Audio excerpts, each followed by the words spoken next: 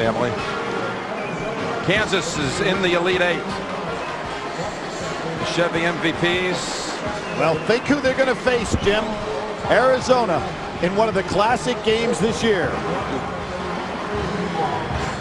You know, Billy, I think back to that game when Collison and Heinrich were freshmen, and Duke beat them that year 69-64. This time, the reversal. Hey, Roy Williams just came over and said, this is the first game we've won with you guys here.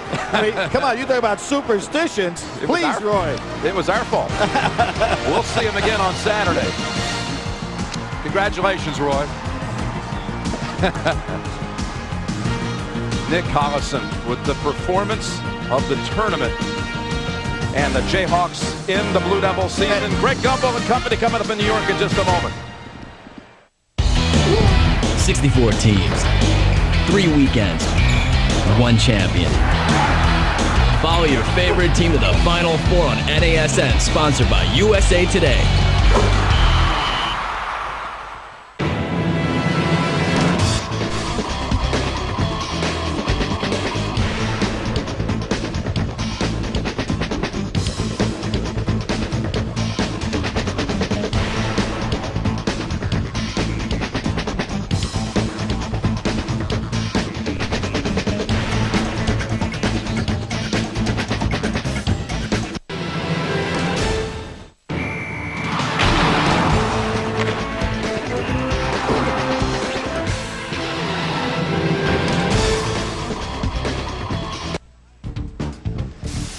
The Red Wings were surprised Sunday night by a good defensive effort from the Minnesota Wild and an excellent showing by goalie Dwayne Rollison, who wouldn't let the Wings score even once.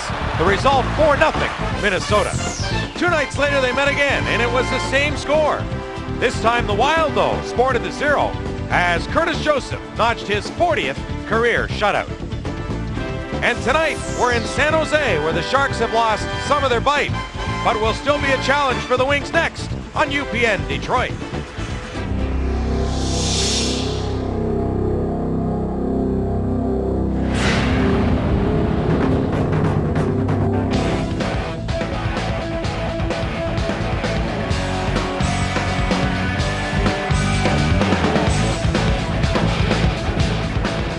Back in October, this was to be a Western Conference showdown to see who would make it to the Stanley Cup final, Red Wings or Sharks. The Red Wings are in the Stanley Cup playoffs. The San Jose Sharks are not.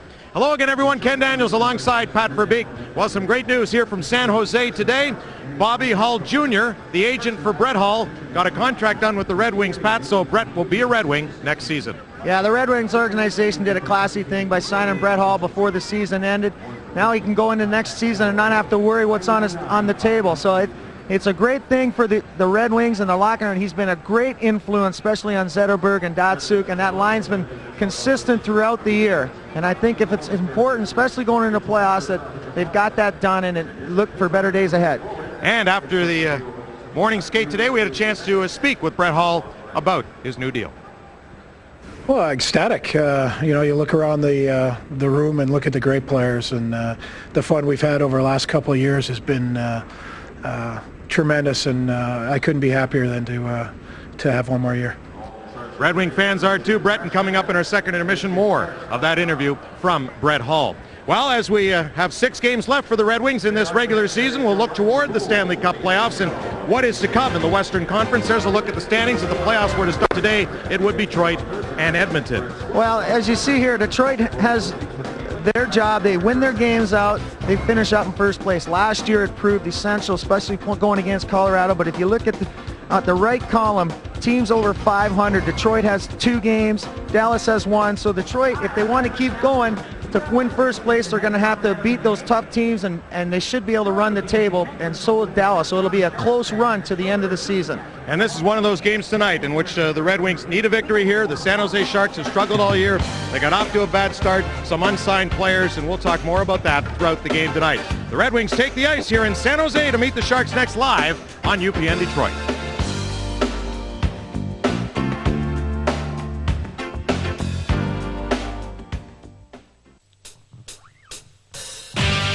Join us on NASN for live and exclusive coverage of college basketball.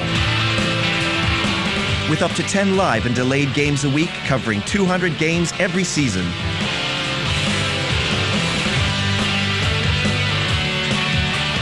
Every game, every conference, every slam dunk, all the way to the 2003 Final Four. College basketball, live and exclusive on NASN. Eye on Hollis and Quantus White. These two players come out of New Orleans and were teammates in high school at St. Augustine. The coach is Todd Licklider in his second season. And on the other sideline, Kelvin Sampson in his 9th year. He's led his team to the NCAA tournament each of the last 9 years, including the Final Four a year ago. Tim Higgins, John Cal, Michael Cypers are your officials. What should we pay attention to early on in this one? Well, we got to find out if Price is right. We know that Hollis Price has suffered that groin injury. He means so much to the Sooners' attack. It's going to be a question of whether or not he's got the lateral movement, whether he can feel comfortable playing his game. When he's comfortable, the Sooners are comfortable.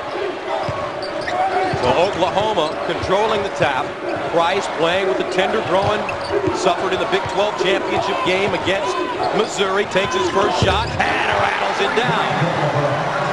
Well, that's a good omen for the Sooners. Well, Hollis Price is money in the bank when he's getting it done. And that time, just a very simple curl off a screen. Montserrat along with Archie. Now Cornette in the pivot. Guarded by Gilbert. And look at how Butler spreads the floor. That's their game. They want opportunities to beat you off the dribble, get in the paint, draw the defense in, and find those guys sitting around the perimeter. Butler advancing to the Sweet 16. Montserrat rips one from downtown for the first time since 1962, when there were only 25 teams in the tournament. Well, again, they've got a pretty good chance if they're able to play their game. Oklahoma's going to have to find a way to get them out of that rhythm. Quantus White, they say that Hollis Price is their best player, but White is their MVP because he gets everybody in the right position. Misses that one off the heel of the rim. Will stay right here. Oklahoma making their 22nd NCAA tournament appearance. In the first round, they defeated 16th seeded South Carolina State 71-54. And in the second round, they defeated 8th seeded Cal 74-65. Now right now, Butler's doing a nice job of fronting Bookout when the ball's on his side, but there on the weak side, no one's guarding him. Everyone was paying attention to the big man on the strong side. And that's the exploration Oklahoma has to make. How will Butler adjust to playing a strong guy in the post? Kevin Bookout, only a freshman from Stroud, Oklahoma, coming off a career-high 22 against Cal, and a foul on the block on Gilbert. Well, there's the front right there, and as the ball moves to the strong side, watch, Bookout is all by himself. Lewis Curry just forgets all about him. Actually, a nice little screen there by Quantus White to keep Curry from recovering. Bookout, a tremendous athlete, set the Oklahoma prep school home run record with 65 in high school. Cornette is also a nice athlete with the soft touch. Well, we know that Joel Cornette can play in the post, but his ability outside, particularly in that three-man weave, will be important. Bookout has it blocked, and jump ball the call. The possession arrow in the favor of the Bulldogs. And there's a nice little adjustment defensively again. Cornette with the help. Butler 27-5 out of the Horizon League. They upset number 5 Mississippi State 47-46 in the first round, then defeated 4th-seeded Louisville 79-71, advancing out of Birmingham. And there's that weave that we spoke of. You'll watch Butler go to that time and time again. Very difficult to defend unless you decide you're going to switch. Cornette facing down the lane, leans in, too strong, rebounded by Archie. And that time Oklahoma did switch, not a real good shot. Rebound Montserrat. And he turns it over. Price in transition, the jump stop, fires. Now for those of you expecting to see Connecticut versus Texas, we will get you to that game shortly. Tip time is 7:27 Eastern.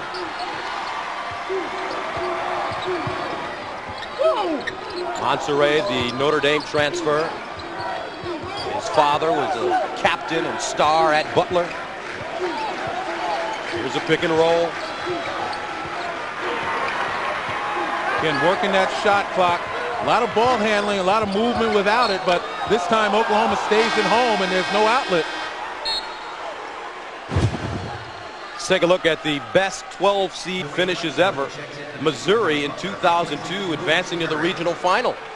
Well, Quinn Snyder, you know, he's in our studio. He obviously has a corner on what it takes to get there for a 12 seed. But also it's all about toughness and about a mental approach to this game that no one is capable of blowing you out of here. And if you stay in the game long enough, you have a chance to win. And I think Todd Licklider has to continually tell his guys that. We mentioned before, we watched them practice before this game and warm up. They're about as loose a bunch as you could possibly have. But as that time wore on and we got the game time, those faces tightened and hardened with that game face, if there is such a thing. Don't ask Bob Knight. Here's Price down the lane, a 15-foot pull-up off the dribble, in and out. Our game tied at 5 apiece. Butler at 12. Oklahoma the top seed in the East. And again, I mentioned staying at home on help defense. There's a little bit of a double right there. Lightfoot power dribble, the left-handed banker. And Butler takes a 2-point lead. And on that double, Johnny Gilbert got himself out of position, allowed Butler to move the ball until they found an open man. You got to stay at home defensively, at least right now. And a turnover. Archie stepping in the passing lane. Butler starts this game 3 of 5 from the field. Now Miller. Once again, the spread floor, there's a 3-man weave. You got to switch that. Cornette rises short. Long rebound. Picked up by Monserrat. New shot clock for the Bulldogs.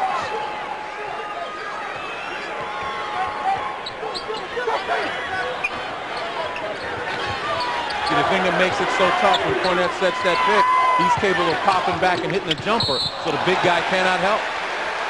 Cornette crashing to the bucket, and a foul called against OU. 15 minutes to go in the first half. Catch all the action of March Madness on NASN, sponsored by USA Today. A 50-yard field, 8 players per team, anything goes. Welcome to the Arena Football League.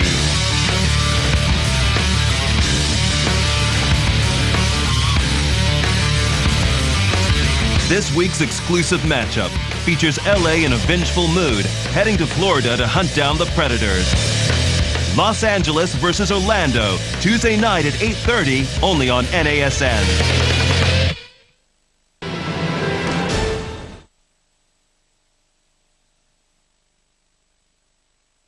Ladies and gentlemen, you may be experiencing television disturbance because your old Sky viewing card has expired. If you haven't changed your Sky viewing card, then you must do so immediately. If you haven't received your new card, then please call 08706 0909 40. Thank you for viewing with us. Let's go play TV. Let's go play Wheel of Fortune. Ready? Yep, here we go. Here's the first puzzle. 1,000 points. T. Spin the wheel again. Hit interactive on your Sky remote control. Go play to win. Go play TV. I know it. I know it. On NASN, we bring you an exclusive presentation of the best live NHL coverage in the world. Hockey Night in Canada, direct from the CBC. Hockey Night in Canada is the ultimate for fans of the beautiful game.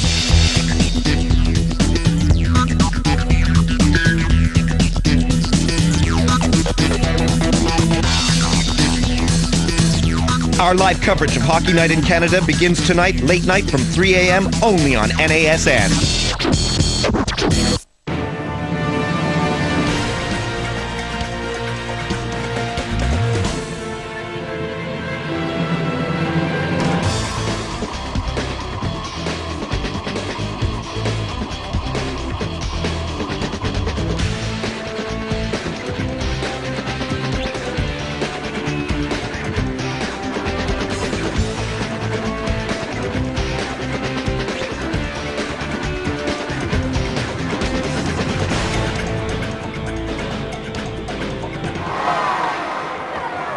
12th seeded Butler off to a good start, leading 7-5.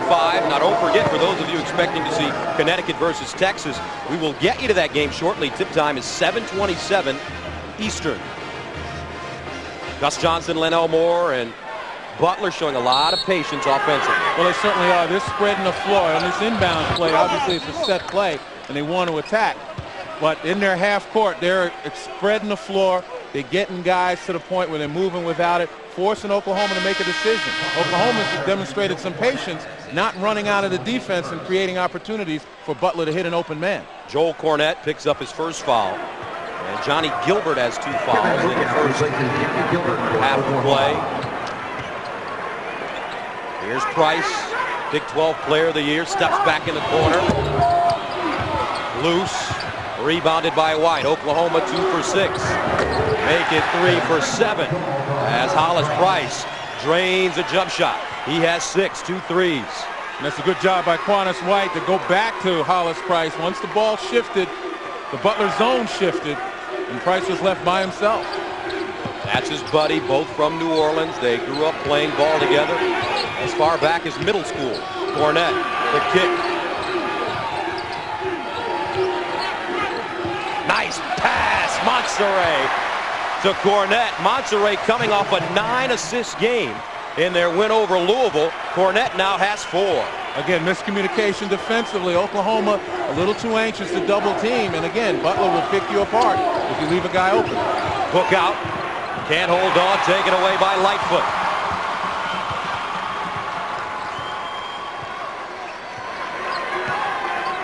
Butler by 1.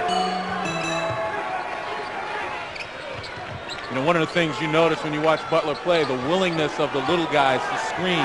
You see Archie with a back screen. You'll see Miller set screen. These are some tough backcourt guys. And really the same thing for Oklahoma. The first play of the game, Hollis Price set a screen on a big man. Montserrat draws the foul. Book out. But for Oklahoma, Hollis Price has been the man thus far. Well, we talked about watching early whether or not Price was right. He's right on the money here. And again, we talk about him being 99.9%. That's him. That's the Hollis Price who's a gamer. But he's got to be feeling some pain. You do not recover from groin injuries that quickly and still not feel a twinge here and there. Montserrat at the line, and he misses the first. Near the conclusion of every NCAA tournament game, we will select a Chevrolet Most Valuable Player of the Game from each team. Today, Chevrolet has contributed more than $8 million to the general scholarship funds of America's colleges and universities. So Mike Montserrat gets the second free throw to go. He's an 80% free throw shooter. And Butler takes a 2-point lead. Again, you talk about these groin injuries, and even for slow guys like me, they hurt. So you know for the quick guys who rely on that explosiveness, it's got to hamper you. Here's Price looking inside. Ebby Arad, number 2 for Oklahoma, checks in. Jabari Brown, the baseline jump shot. Rebounded by Cornette. And that's just the shot Butler wants Brown to take. Negates his advantage. Cornette to the basket and a whistle. And that's what makes Joel Cornette so special as Brown picks up the first.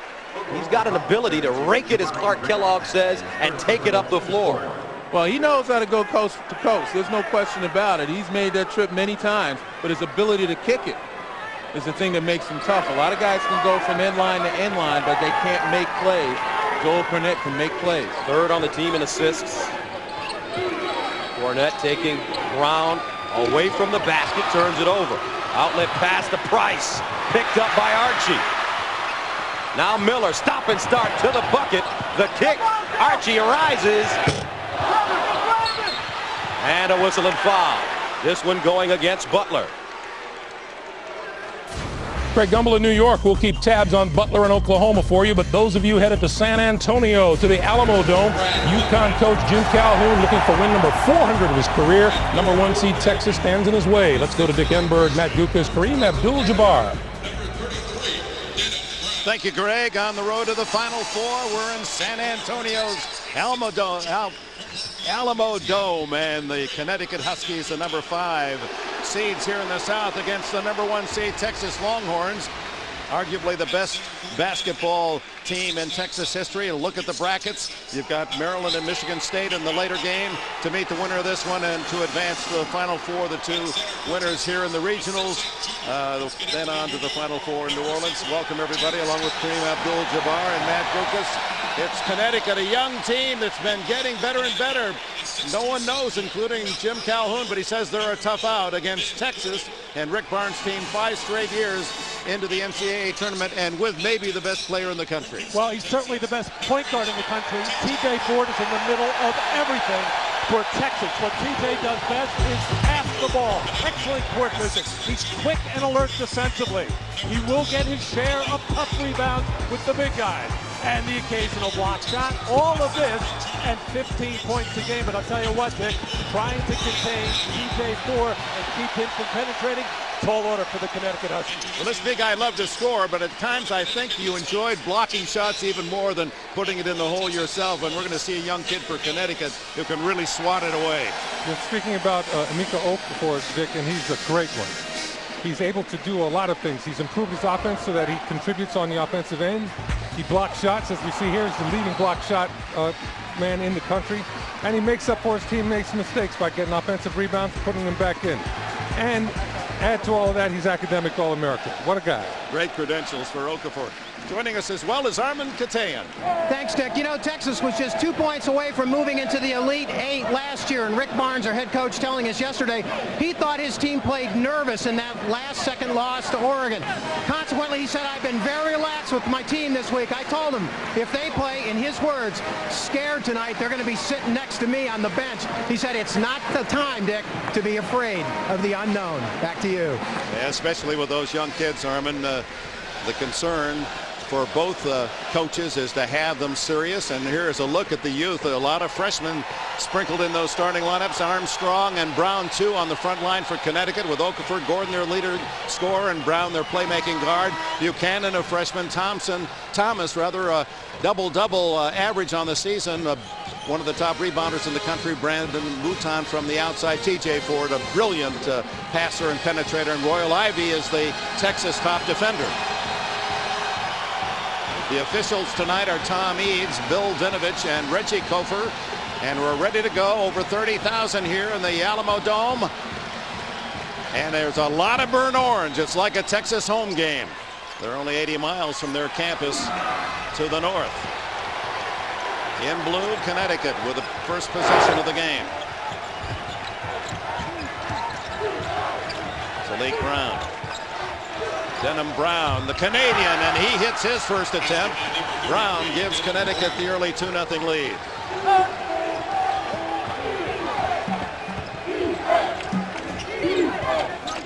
Royal Ivy into Thomas. They play him loosely over Okafor, rattles out, rebound to Connecticut. And here come the Huskies. Brown daring to take it all the way, and TJ Ford with a steal. Leads the Longhorns in so many categories, and that's one of those. Connecticut that time doing a very good job getting back in transition defense after the turnover. That's going to be very tough against TJ Ford, who pushes the ball so well on the dribble and the pass ahead. Traveling on James Thomas. Coach Rick Barnes said, we're going to take it at Okafor. We're going to try to make him challenge that in-close shot, maybe get him in foul trouble. And you can see that was Thomas's intent there. Inside. And Talik Brown cannot hit the short bank, and a whistle and a foul. Is it on Okafor or Brown? Okafor has his first. Calhoun, Jim Calhoun, the headmaster in Connecticut. He's the winningest coach in New England basketball history. Won 248 games at Northeastern before going to Connecticut. And Rick Barnes, 5 years, 5 NCAA tournaments. What a job he has done in building the Longhorn basketball program.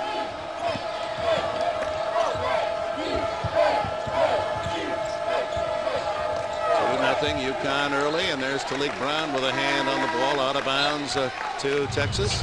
And a look at the University of Connecticut in Stores, beautiful campus, 23,000 students. Their home is in the Big East, and they're here by way of wins over BYU and Stanford. UConn has sat down Emeka Okafor. Thomas can't hit. Mike Hayes has replaced Okafor. This is Hayes inside, hits the side of the board, knocks it away for a moment from Buckman, but the freshman for the Longhorns recovers. Here comes T.J. Ford, lightning quick. Oh my!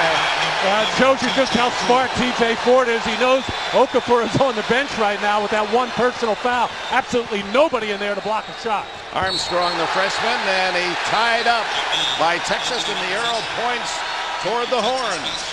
T.J. Ford is quick on quick, just coming down on the middle of the floor. Doesn't even need a head and shoulder fake. Just so quick off the dribble. James Thomas gets a breather early. We've only played 2 minutes here, and it's tied at 2. So the big man matchup gets a little bit of a respite in the early going, but a lot of interesting matchups here today.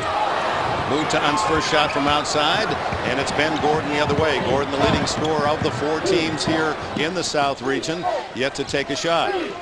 Talik Brown with a little traffic control. Gordon, number 4, moves under the basket. Now Gordon's being defended again by one of the best defensive players as far as wingmen are concerned in Royale Ivy for Texas.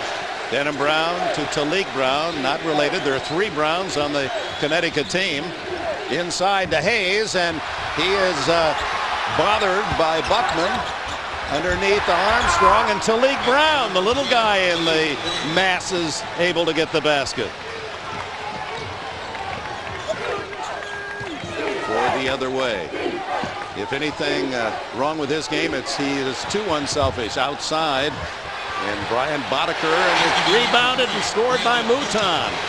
Ties it at 4. Well, on that play, you can see how much the Huskies miss Okafor. He wasn't there to get the rebound. He wasn't there to bother the shot. That's going to be a big factor in this game unless he can get back in pretty soon. Brown maneuvering against T.J. Ford. It's Denham Brown. The scramble, and Hayes gets to the ball, and the foul, I believe, on Boddicker of Texas. University of Texas. The reason there's so many fans here, it's just an hour-and-a-half drive up to Austin, up the freeway. 52,000 in their student enrollment. Out of the Big 12 on a record of 24-6 this year. Wins over UNC Asheville and Purdue to arrive here in San Antonio. Boddicker's first foul. Very important for Connecticut to start executing in the half court to get Ben Gordon some good looks at the baskets. Now, it's not easy against Ivy, but if Connecticut executes, set their screens, they can free him up. Jason Klotz, 21 in for Texas. That's Gordon's first attempt, not there. Ivy with the rebound. Ahead to Mouton. Beautiful defensive play. Mouton gets it back and draws a foul. Gordon with a great defensive stop. Well, Ben Gordon gets so much recognition because he's an outstanding scorer at just under 20 points a game. This is a great throw ahead by Ivy to Mouton. And Gordon not hanging his head about missing that first shot under pressure from Ivy, hustling back on defense. Denham Brown picked up the Connecticut foul, his first. Mouton, 65% shooter on the season from the line. As Rashad Anderson, only a freshman from Lakeland, Florida, but they say he is not shy as a shooter. He's instant offense.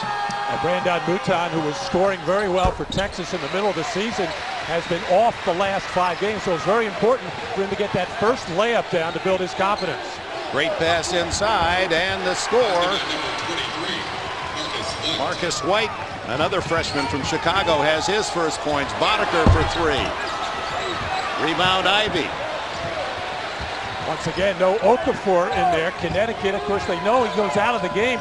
Generally, when he picks up that first personal foul, they got to pick it up on the board. Klotz saved by Mouton. Into Klotz. And that'll be a charge on Jason Klotz, the sophomore from Houston. Early on, Connecticut 6-5. Catch all the action of March Madness on NASN, sponsored by USA Today.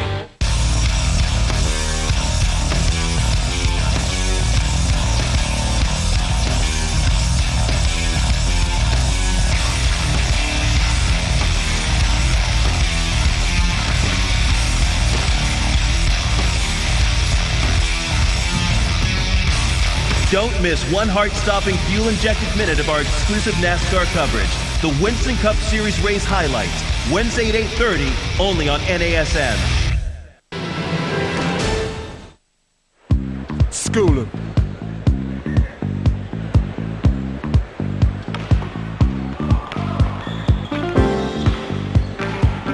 School 'em.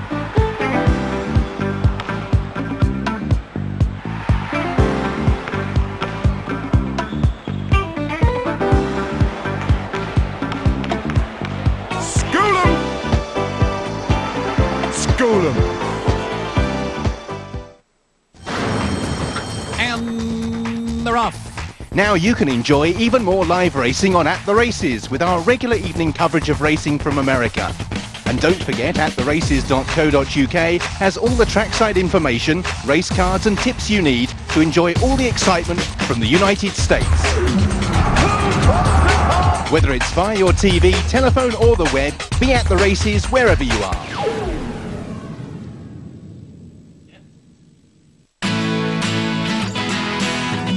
Alex Rodriguez leads his Texas Rangers to face the world champion Anaheim Angels. There's no easy games in the AL West. A-Rod and the Rangers will be up against it as the Halos start their new campaign. Live MLB, Texas versus Anaheim, Wednesday night at 10 on NASN.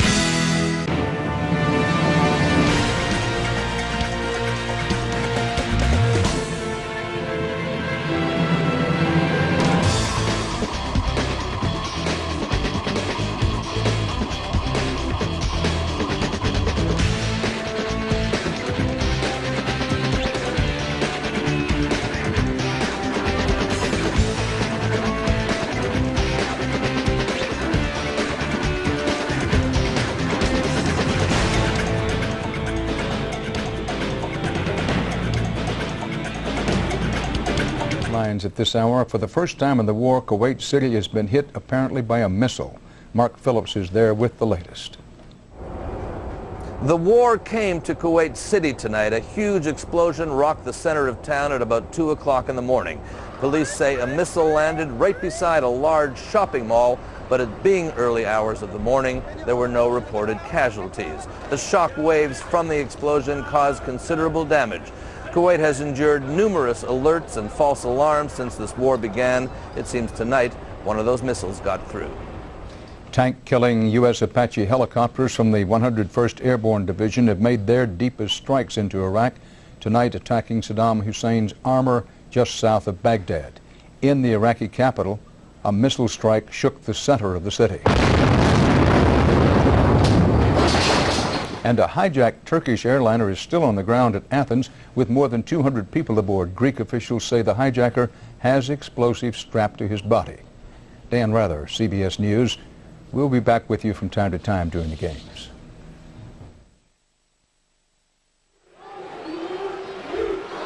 We played 4.5 minutes of this first half in Connecticut with a 9-5 lead. Rashad Anderson hits his first points of the game, a 3-point attempt. They're checking it to see whether it's a 2 or a 3-point shot. Can't see from that angle, and he was fouled by Royale Ivy of Texas. Well, right away you could see the official with the 3 fingers up. We'll get a seat. Hard to see if his foot was over the line or not.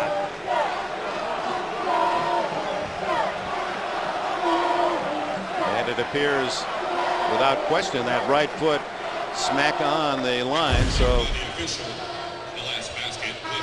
and they have reversed the call. It will be a 2-point shot, and now at the line Anderson with a chance for the 3. And Dick, one of the real unusual statistics for Rashad Anderson, he has actually made more 3-point shots. That's 54 on the season right now to just 37-2. So what was he doing stepping on the line? That's right. He knows where it is. That's foreign territory for him. Misses.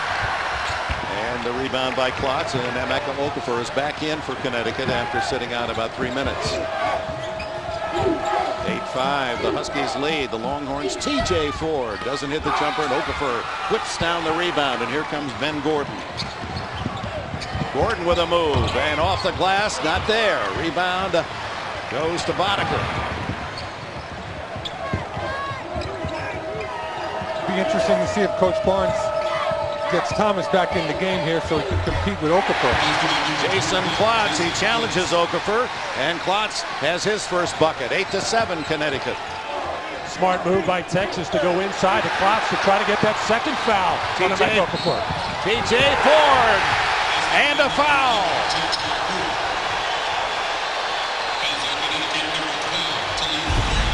TJ Ford is so tough in the open court. There's defense back, but he splits them and gets one step to the basket and gets that layup right over the front of the hoop. Protected that ball like Earl Campbell of the Longhorns, going through a right guard, right tackle hole. Quite similar. Not quite as big as Earl Campbell, however. He's a scat back. Well, Ricky, I was trying to think. Ricky Williams, a little too big he's as well. big too, yeah. Texas now with a lead of 10-8 on the three-point play from TJ Ford. 5 points for Ford early. Anderson for three. Oh, this young freshman, he can fire it up. 11-10 Connecticut. 5 points for Anderson. And a foul before the shot. From player features to coaching changes, follow the daily coverage at CBSSportsLine.com or on America Online. Enter keyword CBS Sportsline. Foul on Ben Gordon, his first, as Mouton comes out. And his replacement, Sidnell Harris, number 13. Well, you got to keep your scorecard ready for both of these teams. Just the free substitutions almost. But both of these teams like to push it up and down the floor so much. Bodeker's a three-point shooter as a big man, and the rebound picked off by Anderson. Talik Brown pushes it down court. Batted by Okafor. Inside to Hayes, and the foul. Klotz got him.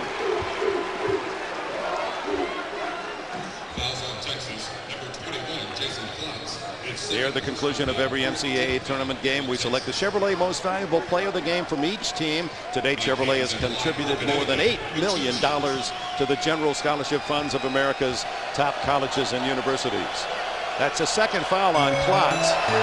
Hayes at the line, looking for his first point. Mike Hayes, 6'8" senior out of Hartford, Connecticut. One of two seniors that gets meaningful playing time, along with Tony Robertson. Other than that, these Huskies a very young group, and Mike Hayes really struggles from the line. Just 12 for 32 on the season. Reginald Erskine and James Thomas back into the front line for Texas. Hayes has his first point. Connecticut's lead is 2 with 14 minutes left here in the first half. I'll see if Texas runs a pick and roll to try to get Okafor involved defensively. Longhorns have yet to hit from outside the arc, 0 for 4. They did run that pick and roll looking for Thomas on the duck, couldn't get it to him. Thomas inside. Erskine, who has played his best ball the last 2 years in the tournament. Well, Texas got the play that they wanted that time, but Okafor did not take the stupid move and commit the senseless foul. Okafor battling and able to tip it, but it goes off Hayes, out of bounds to Texas.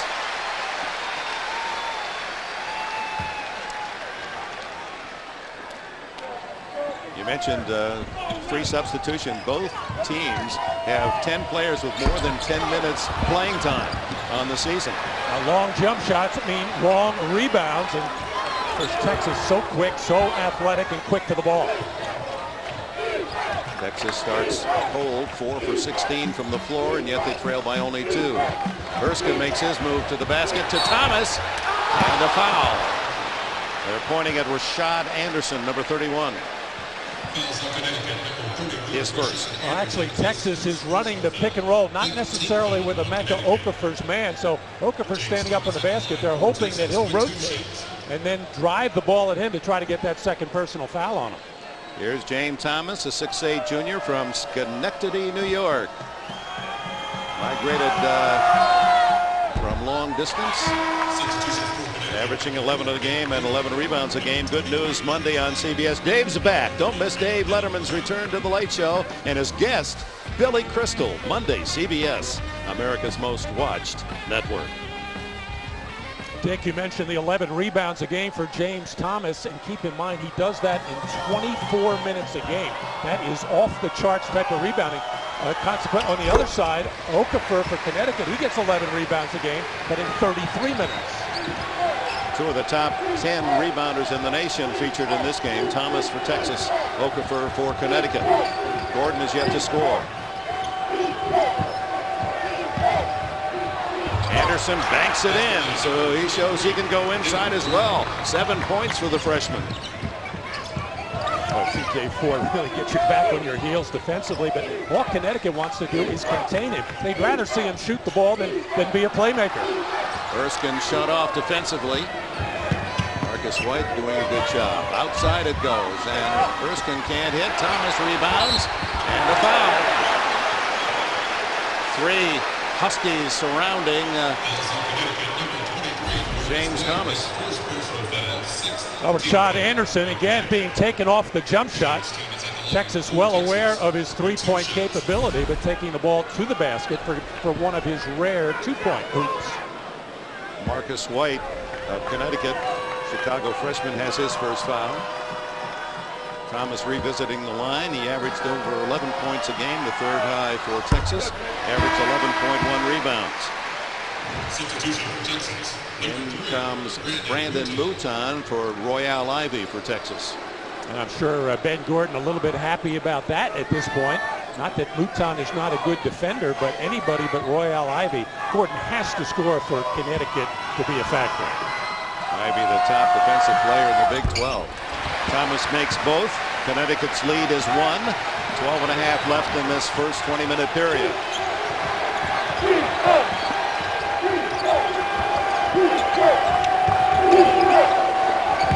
Inside to Okafor. Tough ball away. Thomas pulls it down. TJ Ford to Mouton. And Erskine has it knocked out of bounds. Texas fans wanted a foul.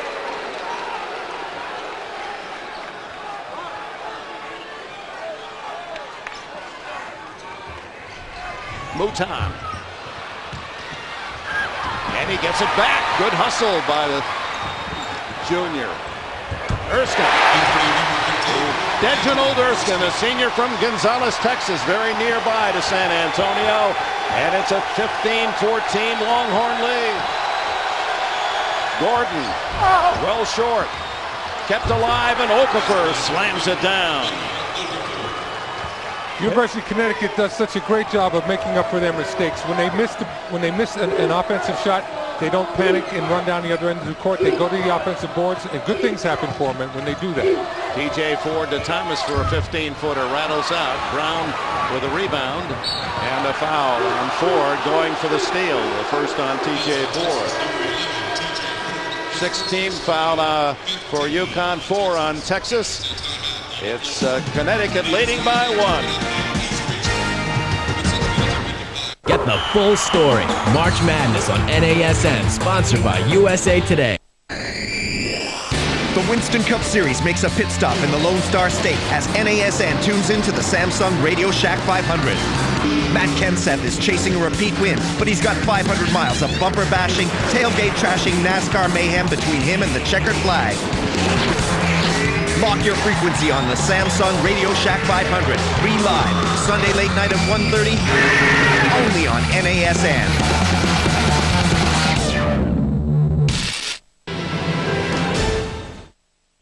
Welcome to Night Drive.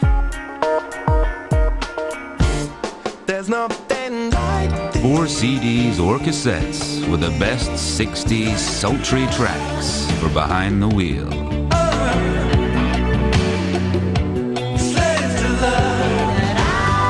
But to get your copy of Night Drive, you have to order direct from Insight Music. What other CD set brings you so many original top 10 hits by the biggest artists? Like All Saints, The Corrs, Simply Red, and Prince. Night Drive. The 60 original soulful hits from Insight Music. Get Night Drive by calling this number or ordering online.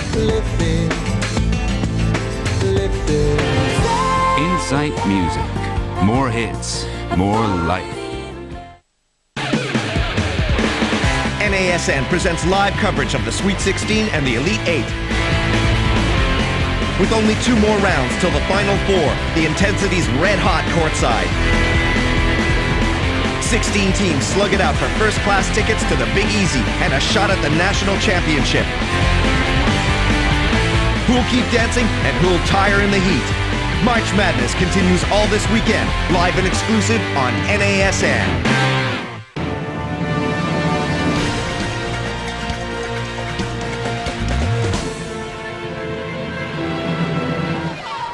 Welcome back to the Alamo Dome in San Antonio, Texas. Connecticut, the 5th seed, with a 1-point edge over the top-seeded Texas Longhorns. Texas 5 for 20 so far, but not getting hurt because Ben Gordon 0 for 3 and Emeka Okafor just 1 for 2. And the steal. It's Brad Buckman reaching in, one of the big men for Texas. He's the freshman from Austin. Ford sets up the pattern.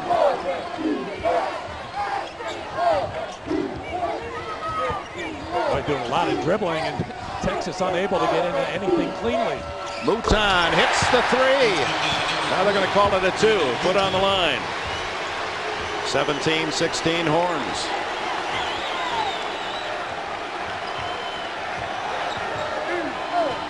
Both teams slowing down right now. Gordon fires a 3.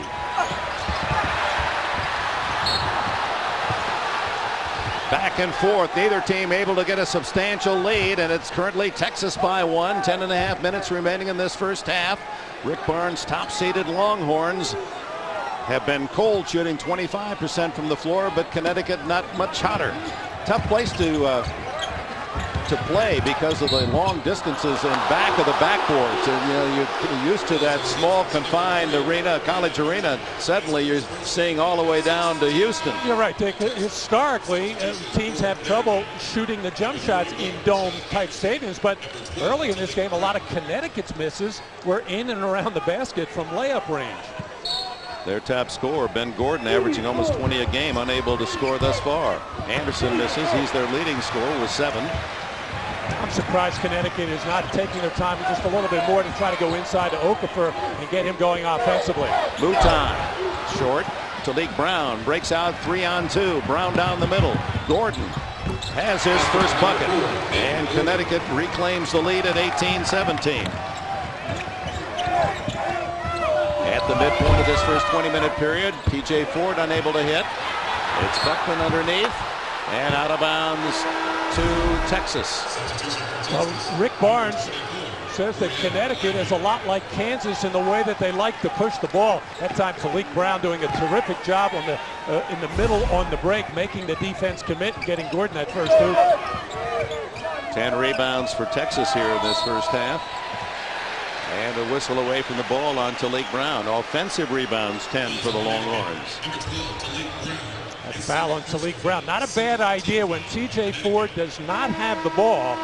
Get up and overplay, face guard to a degree. Don't let him get his hands on it because he is the creator for the Longhorns. And you'd rather keep it out of his hands and let somebody else have that job if you're Connecticut. Team fouls now. Both Connecticut and Texas will go to the line 1-and-1.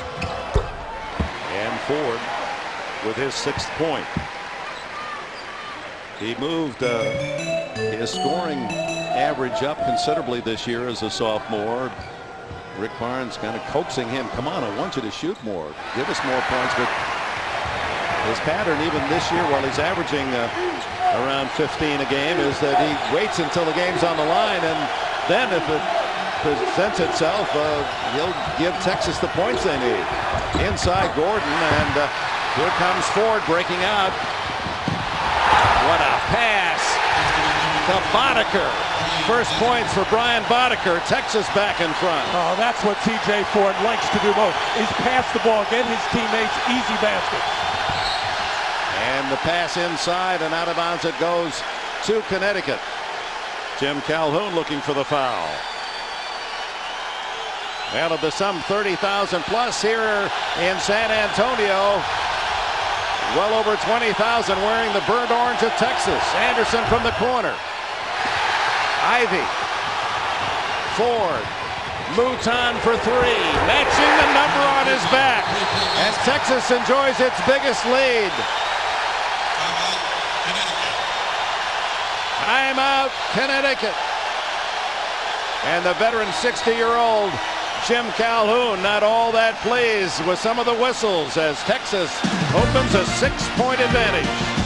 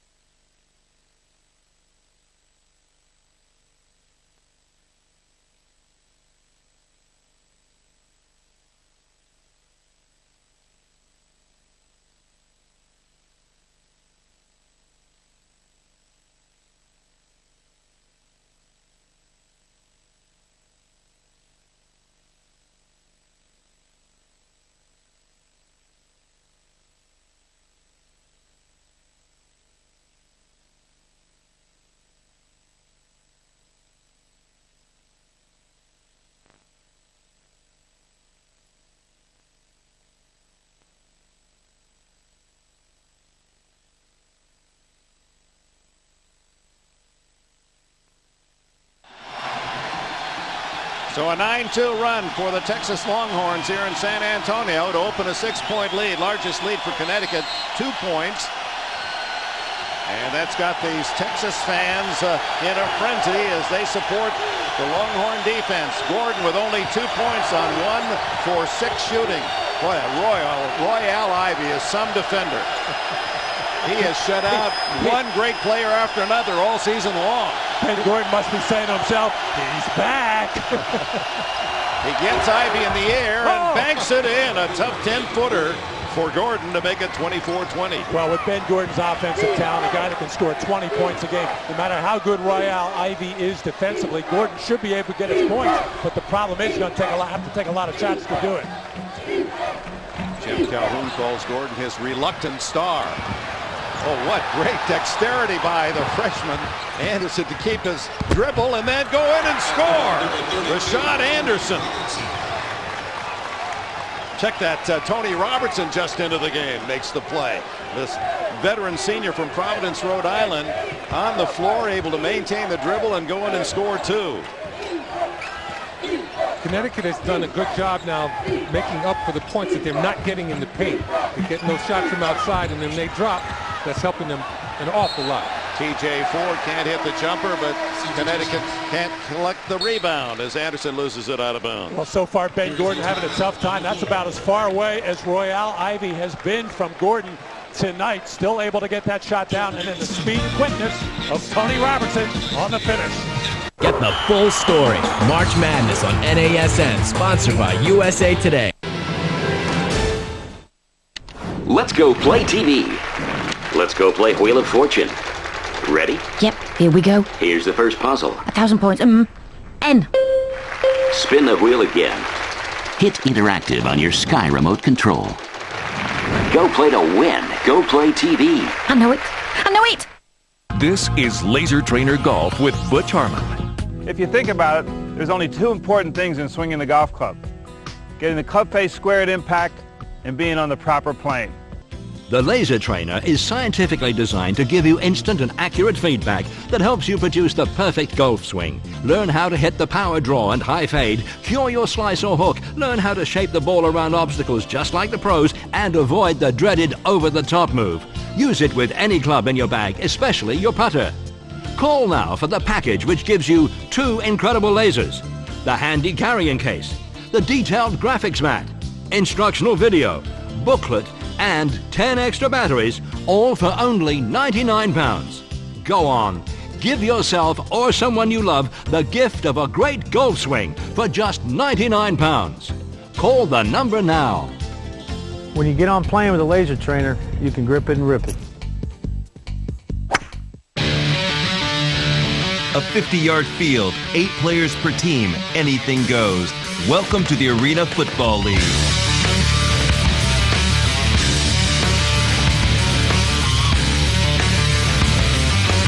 This week's exclusive matchup features LA in a vengeful mood, heading to Florida to hunt down the Predators. Los Angeles versus Orlando, Tuesday night at 8:30, only on NASN.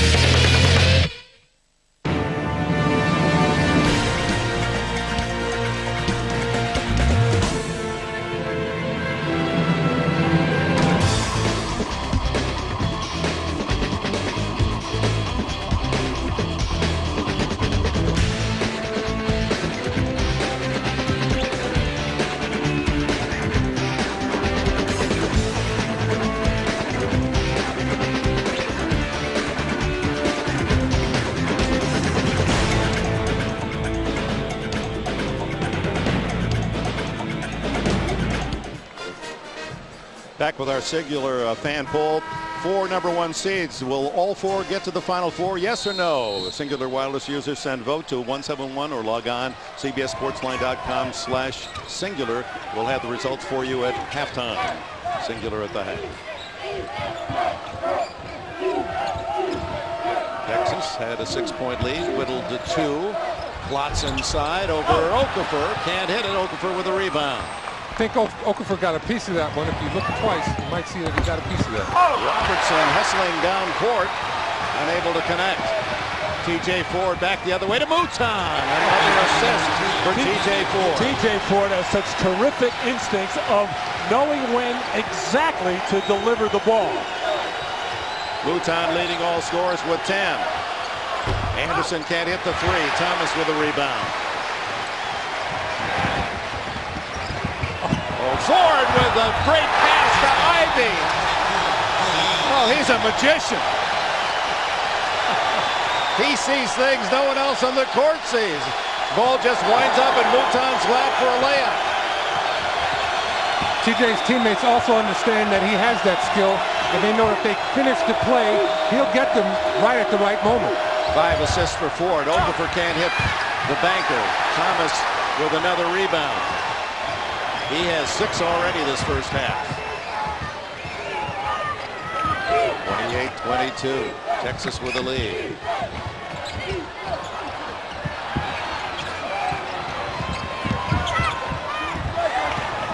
Here in San Antonio, the Texas Longhorns and Brandon Mouton leading all scorers with 12 on that basket have opened an 8-point lead, the biggest of this first half.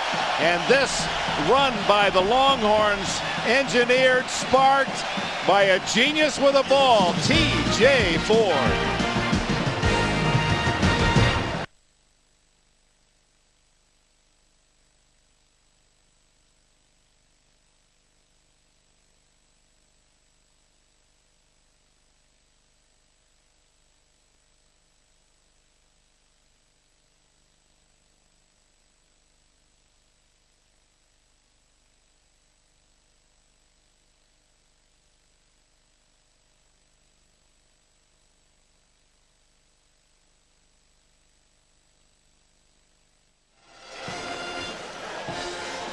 Look at the magic of TJ Ford in the middle on the break. He's going to get it to the foul line area. He's going to have Brandon Mouton coming in here, and then Ivy cutting on the baseline. And look at the space he had to make that pass. Approaching the 6-minute mark here in the first half. Texas by 8. And an important trip for Connecticut. They need a score. Okafor in the lane. And he hits. Emeka Okafor now has 4. Mecca turned right into the middle, made a nice soft hook shot over the defense. Shot I'd love to see shot in this tournament. TJ Ford pauses for the first time in the half. That was so he could hear what Rick Barnes had to say as he dribbled past the Texas bench. Ford with 7 points and 5 assists. In inside to Klotz. Blocked by Okafor. The leading shot blocker in the nation this year.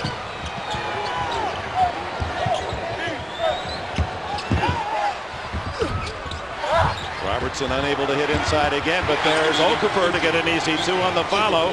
30-26. Connecticut has problems getting the ball to Okafor and post up, so that's what he has to do. Find other ways to contribute offensively. Jason Klotz with the answer at the other end. He has 4. Gordon. And he draws a foul as he splits the defense. Sidnell Harris has his first foul.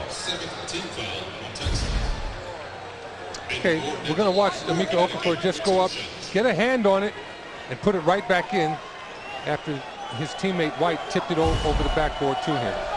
Just a wonderful example of persistence and not giving up when the ball goes up on the offensive board.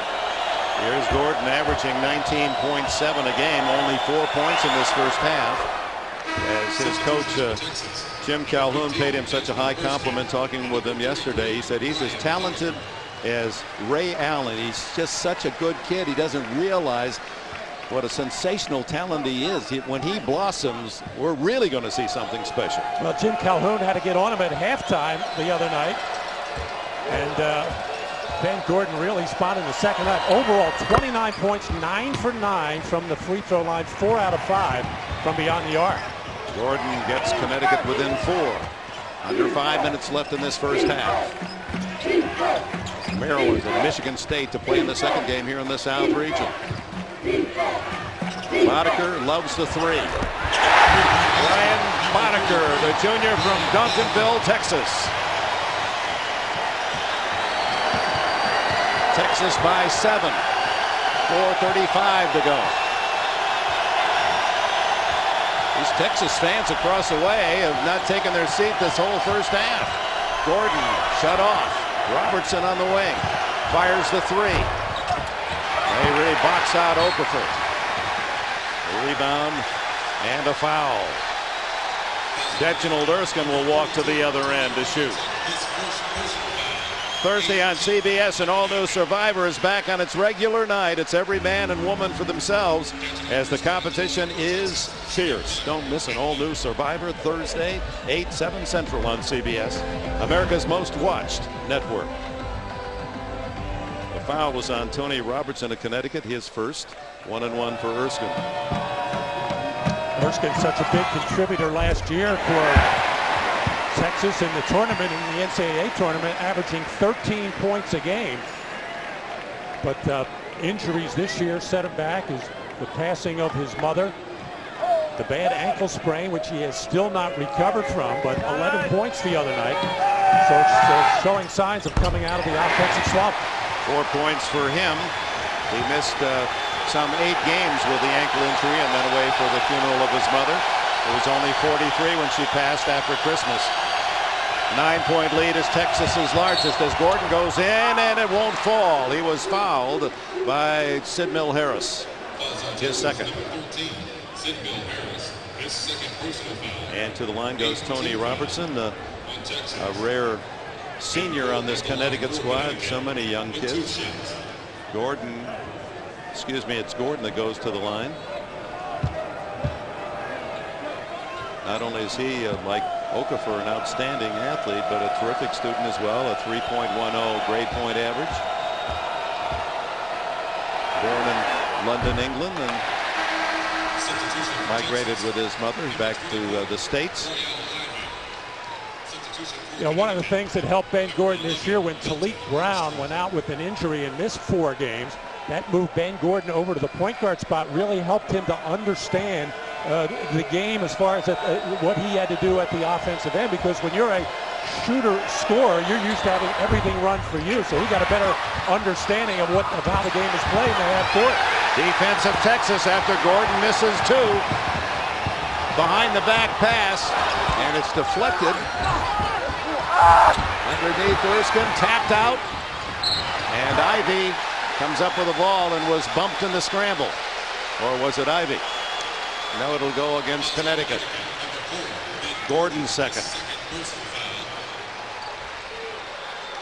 So Royale Ivy to the line. Ivy averaging 8 points a game and is a 75% free throw shooter. Well, Texas certainly matching Connecticut's quickness, and Texas seems more dominant on the boards. There's a little more size after Okafor, not quite the power inside. Well, they've just been quicker to every long rebound. They're getting a hand on it, knocking it loose, and corralling the basketball. Talik Brown comes back in for Connecticut as Ivy hits both free throws, and the Texas fans love the score. The Longhorns by 11. Catch all the action of March Madness on NASN, sponsored by USA Today. Catch the All-Stars of the National Hockey League live on NASN.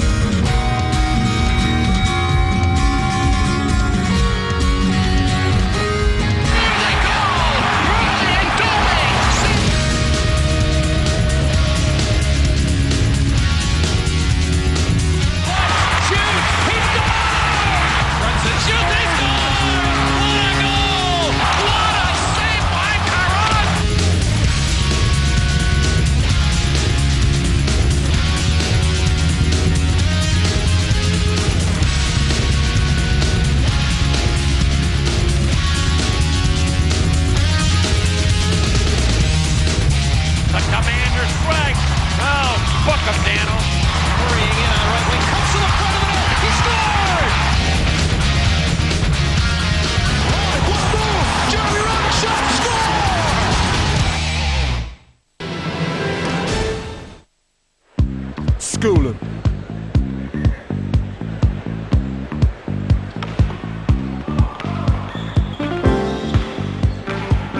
School 'em.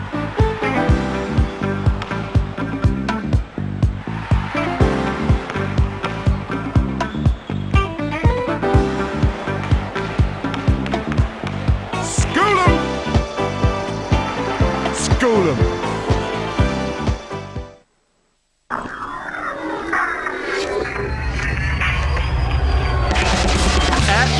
The boys of summer come out to play on NASN.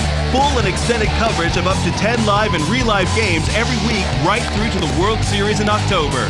Opening day features an exclusive live triple header. The Expos take on the Braves, the Cardinals play host to the Brewers, and the Yankees take on the Blue Jays. Major League Baseball opening day on NASN, Monday night from 7.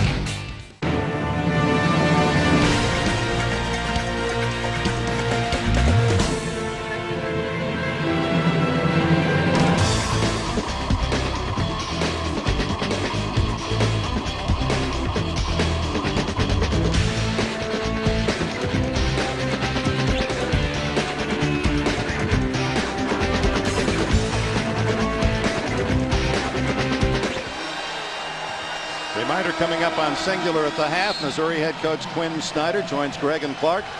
All the latest tournament news looking on Butler, Oklahoma in the second half. All on Singular at the half. A whistle, and Okafor applauds a hold inside. They've got 3:41 remaining in this first half, and Jim Calhoun's Huskies have fallen behind 11. Well, Texas coming out of that timeout and going small with Brian Boddicker as the only tall player in there to try to battle Okafor. And after picking up that foul, that'll get James Thomas back on the floor. Boddicker picking up his second sends Emeka Okafor to the line.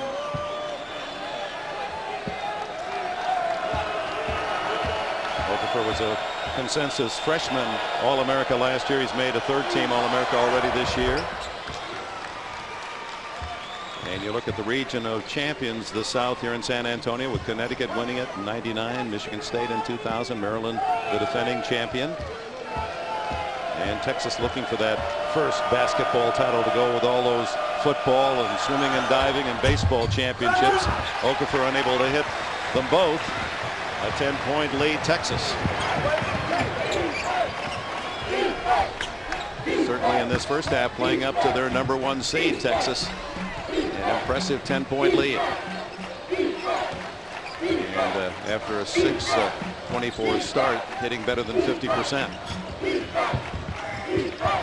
Thomas knocked away by Okafor. Good defense by the big man. Talik Brown back to Denham Brown.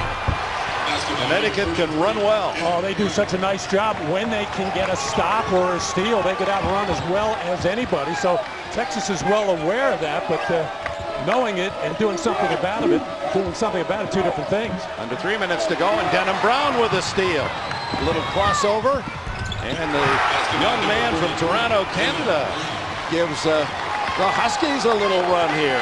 6-point game. Defensive pressure is starting to work for Connecticut. If they can keep this up, they're going to get back in this game and make it a game. But they've got to be consistent with this kind of pressure. Brown now with 8 points, and Ford fires. That's what he does when they need it most. A little run, he answers for the Longhorns. Talik Brown takes it in. TJ Ford gets a lot of rebounds for a man 5'10", and is able to squirt it out of there. He's even quick when he's lying on the floor. He's tougher to catch than a butterfly. Thomas, no whistle, and now the foul, and Thomas holds his head as they bumped heads inside.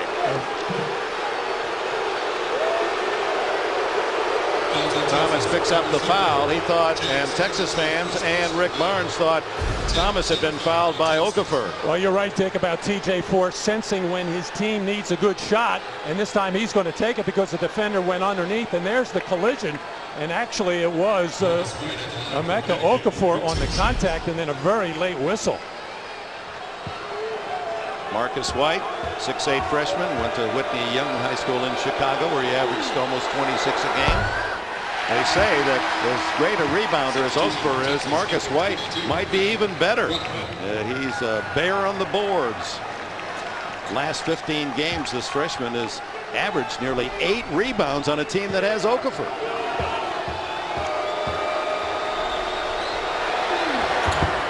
Misses them both. Okafor, and they're going to call a foul, I believe, on Okafor over the back of Thomas. And Dick, that might be a makeup, because really that collision at the other end of the floor with James Thomas, actually that foul should have been on Okafor.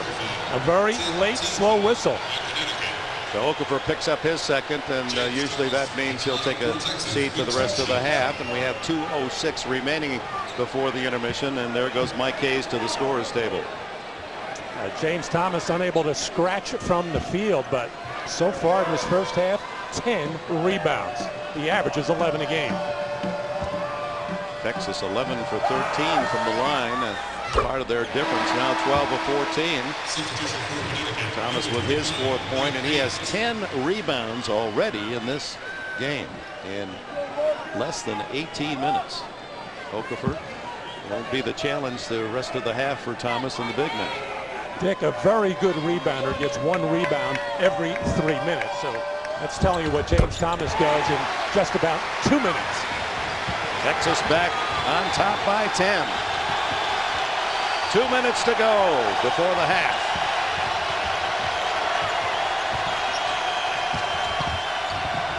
Robertson has it knocked away by Buckman, but it goes to Connecticut, and here's Denham Brown for 15-footer, and he's fouled by Mouton.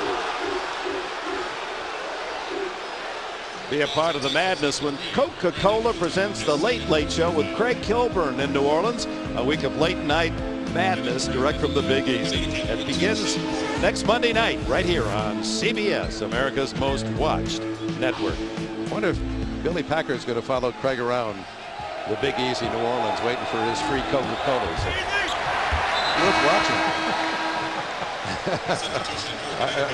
Packer may be up for an Emmy, Best Supporting Actor. I mean, that was really heavy drama, those commercials. Billy and Jim Nance out in Anaheim, California, watching, and we got great action again tomorrow from the pond. What terrific games again last night. Brown, and another missed free throw. That's 4 for 13 free throws for Connecticut. They've really punished themselves. They trail by 10, but with any decent free throw shooting, some of those misses were front ends of 1 and 1. Both teams in the double bonus at the moment. TJ Ford says, "You cross go underneath." Now he turns and says to Rick Barnes, "It's okay, coach. I'm in control here." 7 assists for TJ Ford here in this first half. 7 7 seconds on the shot clock. Ford makes his move and fires. And the rebound, Denham Brown. Talik Brown hurries it in. Pass to Hayes, and he has the foul, +1. Real nice job by Talik Brown pushing the ball back hard, making TJ Ford run back on his heels a little bit, give him a little dose of his own medicine. And this is what Jim Calhoun wants from Talik Brown, making passes on those plays. Sometimes Talik tries to take it upon himself to be a scorer on those pushes to the basket. This time he makes the right play. Buckman, his first foul, and a made free throw. That's good news for the Husky fans. We're in the final minute. Texas leading Connecticut by 7. Ford, strong drive. Thomas with a loose ball, and a foul before the shot. No basket. James Thomas, he is a brute. Oh, that's his game, Dick. They normally don't throw the ball to him in the low post. Not that he doesn't have some kind of a game in there. Just he's so good making reaction type plays, flashing into the lane, flashing to the low post, and doing that, just being relentless on the offensive board. Mike Hayes picked up the foul for Connecticut, his first. Thomas already 5 for 6 from the free throw line to go with his 11 boards. All his points on charities, and now a half dozen.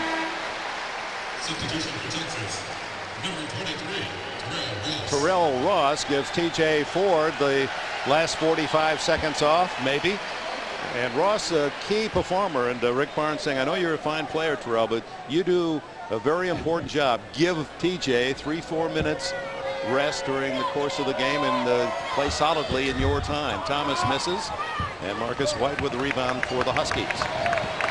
41 seconds when the rebound was made. There's a 10-second difference between game and shot clock. Texas leads by 8. Hayes hits the 15-footer, and it's 44-38. And time called by Rick Barnes. 25 seconds to go in the half. The Longhorns by a half dozen.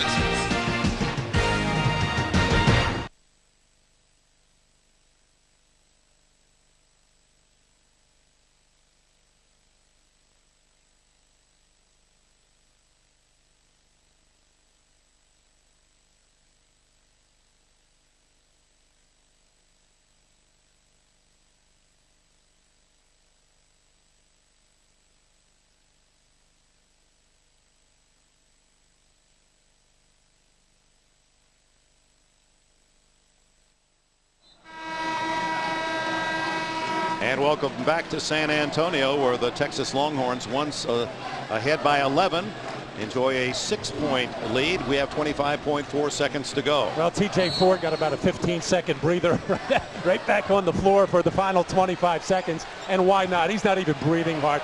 Plus, he has controlled the tempo this first half beautifully. Offensive rebound, 17 for Texas. Part of the story, certainly, of this first half. TJ Ford will wait till the clock hits. Well, now it's under 10. Now it's at 7. Now he makes his move. Sets up Boddicker. Now Ford with 2. Ford from 30 feet. And that's the end of the first half. Mouton with 12. Ford with 9 plus 7 assists to lead Texas. And the freshman Denham Brown with 8 points, and Okafor with 7 and 6 rebounds for Jim Calhoun's Connecticut Huskies. And we go to Armin Katan. Thanks, Dick. Rick, every time you seem like you get out to about 8 or 10-point lead, Connecticut responds. How do you handle that here in the second half? Well, they're a good team. You expect them to come back and make plays. We broke down a few times on the defensive end and gave them some baskets that we shouldn't give up, but you expect it because, again, they've been here before. Are you pleased with the job they've done on Gordon? Well, I think so, but we got to play another 20 minutes. All right, Coach. Thank you, Dick. And Gordon with only 6 points in the half. That's the end of the first 20 minutes. Texas 44, Connecticut 38. Greg Gumbel will be back with Singular at the half after this message. Get the full story. March Madness on NASN, sponsored by USA Today. Celebrate the biggest legends in soul music with Soul, the very best of Motown. 85 explosive soul tracks, all in one super cool soul collection.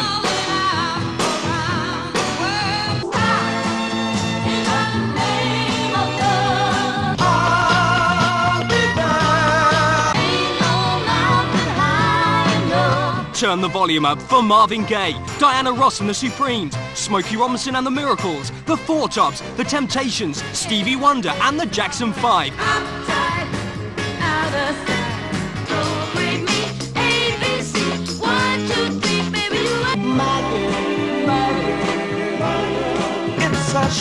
This brand new collection is only available through this TV offer.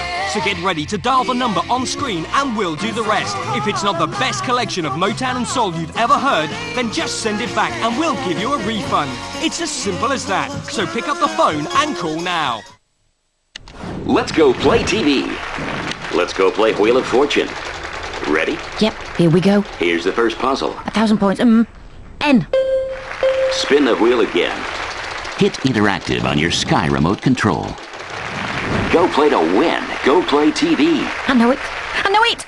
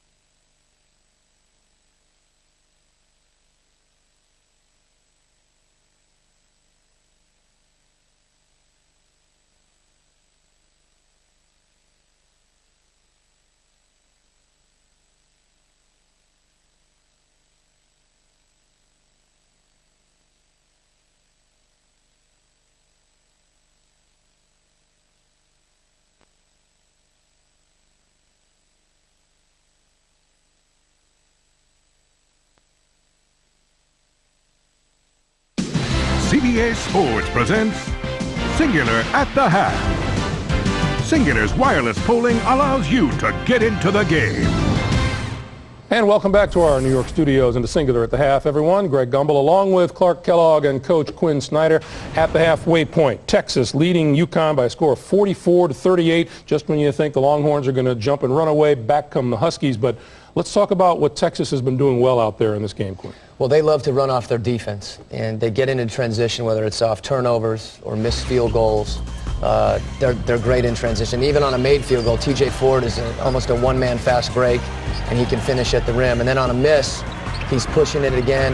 And they come at you a lot of different ways. They hit you with a three-point shot, keeping spacing, or he can also get to the rim and drop it off for the other guys. And they've also, Greg, been able to get more shots than UConn because they've really attacked the offensive glass. They've won the free throw game. They've gotten to the line a number of times by virtue of pounding that offensive glass. With all the big bodies that Texas has, they really attack the glass. And because TJ Ford penetrates and breaks you down, sometimes there are lanes available to the offensive board. The big guys step out and shoot, but everybody rebounds. Texas has guards that get in there and grab boards. The big guys scratch and claw and get rebounds. And quite honestly, had they converted more of these second shot attempts, they'd be up double digits. So UConn has to feel pretty good. They're within 6. The winner of this game moves on to play the winner of Maryland-Michigan State, still to be played this evening. Right now, Texas leads at halftime 44-38. In Albany, New York, Butler and Oklahoma, 13:45 to play in the second half. The Sooners with the lead. Let's take you there live and join Gus Johnson and Len Elmore. 13:35 remaining in the second half. Oklahoma with a 10-point lead over Butler. A 12 versus the top seed in the East. And Oklahoma has asserted itself on the offensive glass. They've been moving with it and without it, getting easy shots for Ebiara. Ebiara coming off the bench with 16 points. Down the lane, gets his own rebound, rejected, saved by Cornette, who gets a timeout. And Kelvin Sampson wanted a foul. 13:08 to go.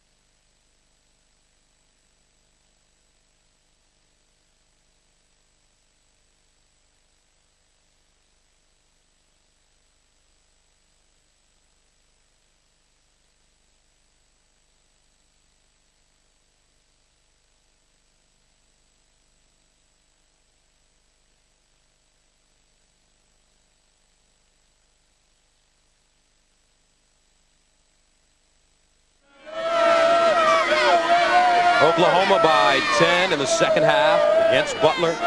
Gus Johnson, Len Elmore, and Ebiara is having a sensational game, 16 points. He's a senior from Tulsa, and earlier this season he called Coach Kelvin Sampson while Coach was at church, and he said, I want out of the starting lineup. I'm not playing very well, and I think D'Angelo Alexander is playing better than I am, so you should give the freshman the starting nod. And since then, Alexander has started 9 of the last 12, but he's having a great game.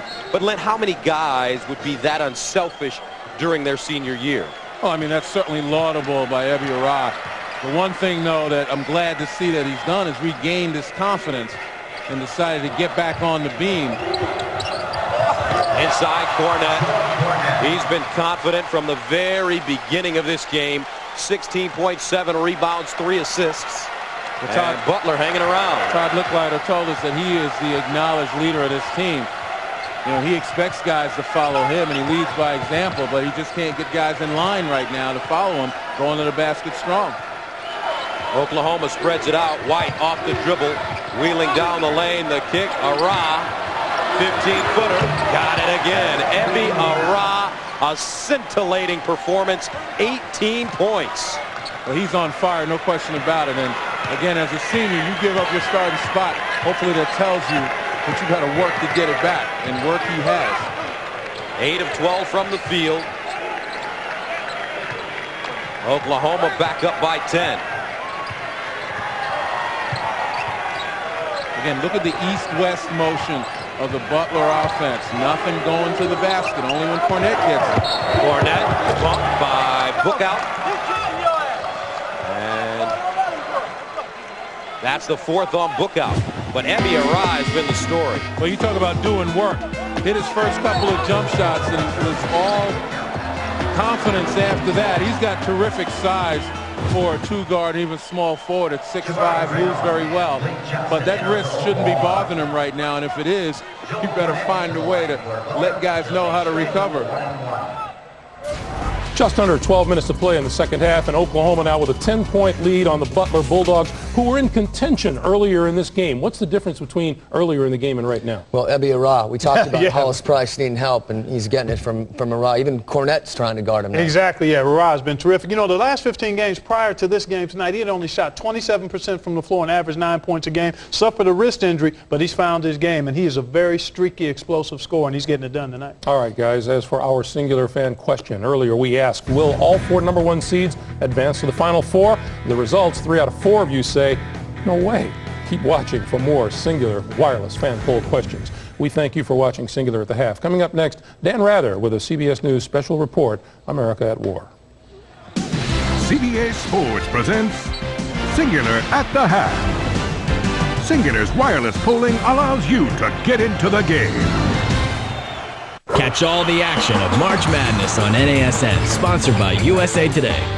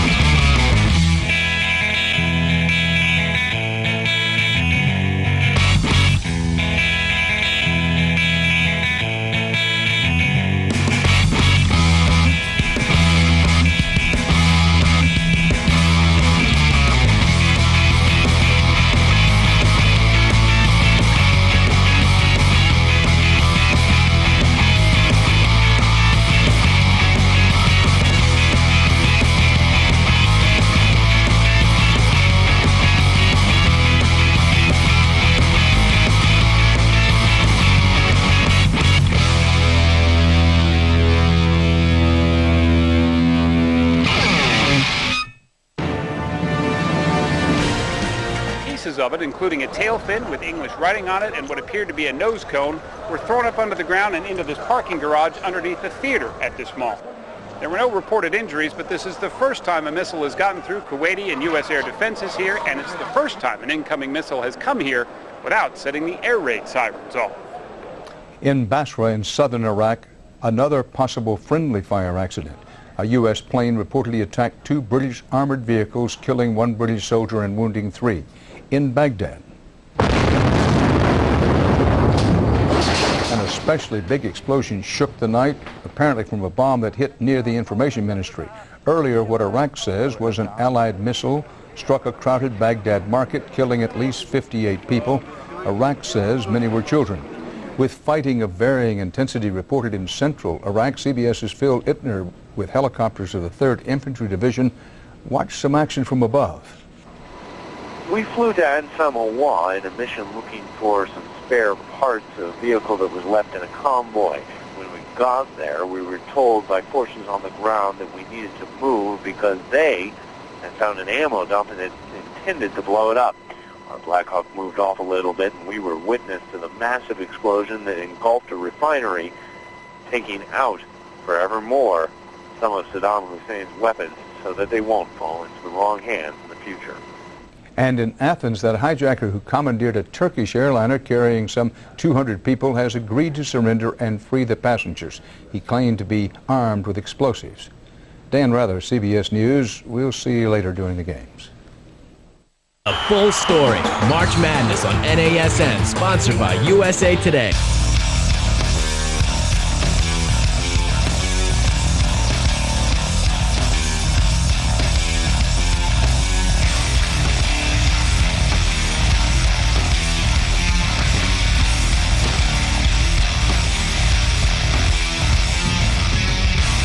Don't miss one heart-stopping, fuel-injected minute of our exclusive NASCAR coverage. The Winston Cup Series race highlights, Wednesday at 8:30, only on NASN. Are you over 50? And do you have a pension you're not currently receiving? If the answer is yes and you need cash right now, then speak to Direct Pensions today, because we could turn your pension policy into this. Just one call and you could receive a tax-free cash sum from your pension without worrying about repayments or interest rates. All you have to be is over 50 with a pension, like Mr. Stott. He's glad he called Direct Pensions. They helped release a significant amount from his pension when he really needed the money. Or Mrs. Percival, she called Direct Pensions, and they made unlocking her pension both simple and straightforward.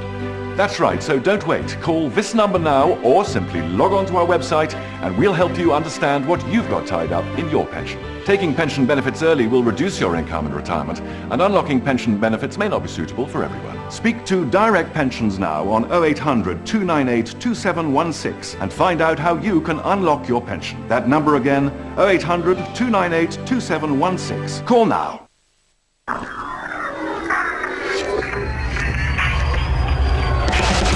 At last, the boys of summer come out to play on NASN. Full and extended coverage of up to 10 live and re-live games every week right through to the World Series in October. Opening day features an exclusive live triple-header. The Expos take on the Braves, the Cardinals play host to the Brewers, and the Yankees take on the Blue Jays. Major League Baseball opening day on NASN, Monday night from 7.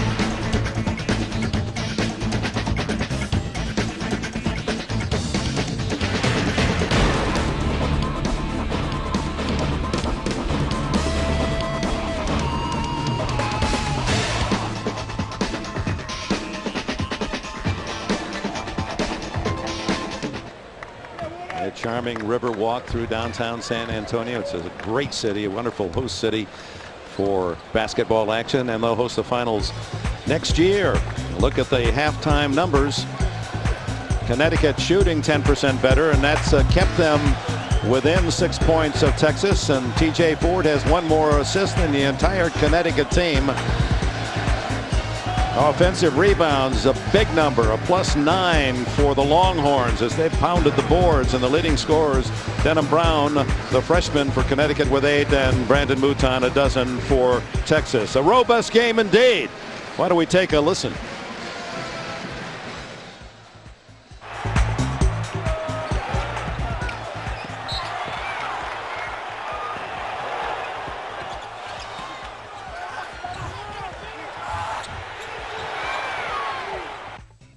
By the way, this game is available in high definition and in 5.1 Dolby digital audio. Armin Catan.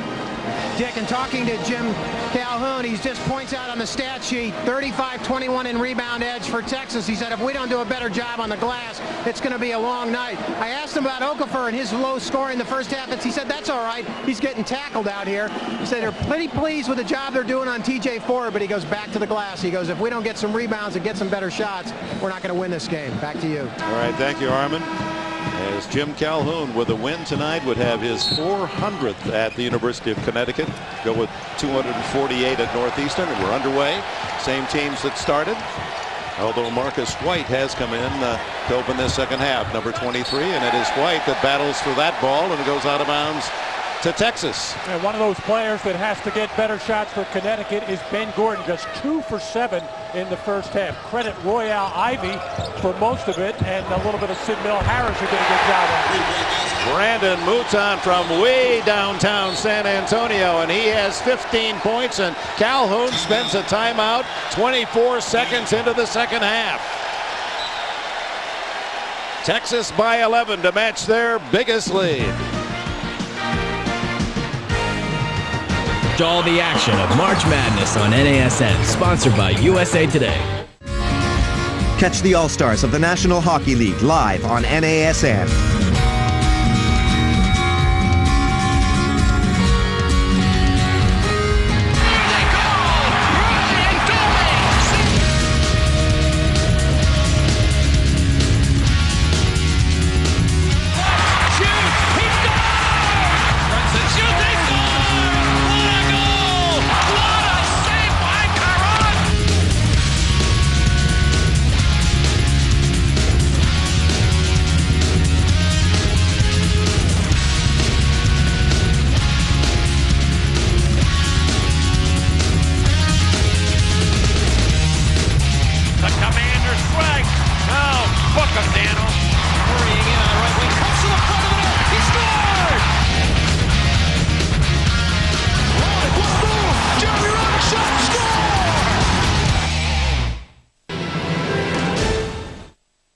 Let's go play TV.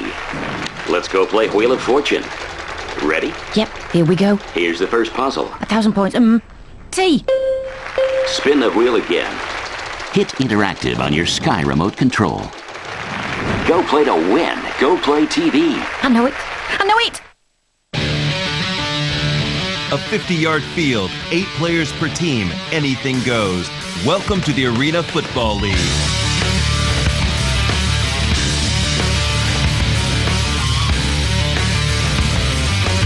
This week's exclusive matchup features LA in a vengeful mood, heading to Florida to hunt down the Predators. Los Angeles versus Orlando, Tuesday night at 8:30, only on NASN.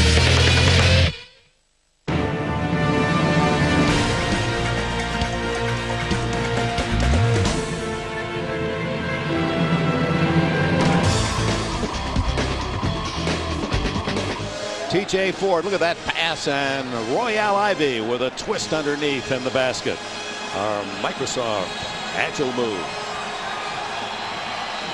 Well, I mentioned that Connecticut, not only do they have to get Ben Gordon some shots, they got to find something for Okafor. He's got Buckman on him on the interior right now. If he doesn't get a good catch in the post, he can still do damage on the offensive boards. There he is in the post, twisting for the bank shot and the score. Hey, you ought to coach this game sometime.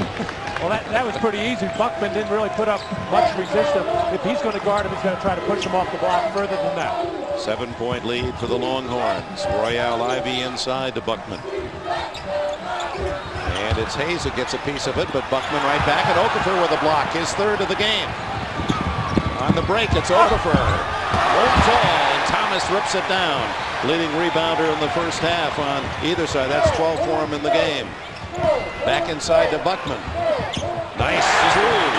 Brad Buckman in traffic has his first basket of the game. Well, I'm sure that Connecticut is surprised that Texas is able to score so easily in the paint. That's not been their character all year, to give up points in the paint like this, and it's got to be a big surprise for them. Senior Mike Hayes with 8 points now for Connecticut, and it's Texas by 7. Mouton fires another 3. Okafor pulls down the board. Here come the Huskies. They do love to run. Gordon had cut off by Ford. They battle for the loose ball, and it's out of bounds to Texas. TJ Ford can play both ends. Tough defense by Ford. It's anybody that sees Ben Gordon is really going to dig their heels in. They know what a terrific offensive player he is. They just don't want to give him any room to breathe. We saw Brian Boddicker, the junior from Duncanville, Texas, come into the game for Texas as Rick Barnes gets another 3-point shooter on the floor. Mouton being his best, and Mouton takes it to the hole and draws the foul. It's on Denham Brown, his second. Texas showing absolutely no fear, no intimidation of Emeka Okafor. Obviously, they know he's the best shot blocker in the country at just under 5 a game, but they're looking to get by their man and challenge him at every opportunity. You see the free throws, and that's the difference in the game. 7-point difference, but Texas with 9 more, now 10 more free throws as they made 15 of 18, while UConn has done more missing than making. They're 5 for 14. Brown comes out for Connecticut. Brandon Mouton really breaking out of somewhat of a scoring slump. The last 5 games, he's been averaging about 11 points a game. The 5 previous to that, he was scoring at 20 a clip. But I think the fact he got his first basket tonight was a layup, and that just opened things up for him. Rashad Anderson has entered the game for Connecticut. The free throw shooting for Texas, keeping them in front. Gordon spinning off to Brown, and nice play by TJ Ford. He got a piece of it, and Connecticut steals it back. Beautiful pass inside to Talik Brown. He gave it up outside and then was wide open inside. Brown with 4. Rashad Anderson had his favorite shot, but gave it up for the short shot underneath. Great teamwork on that one.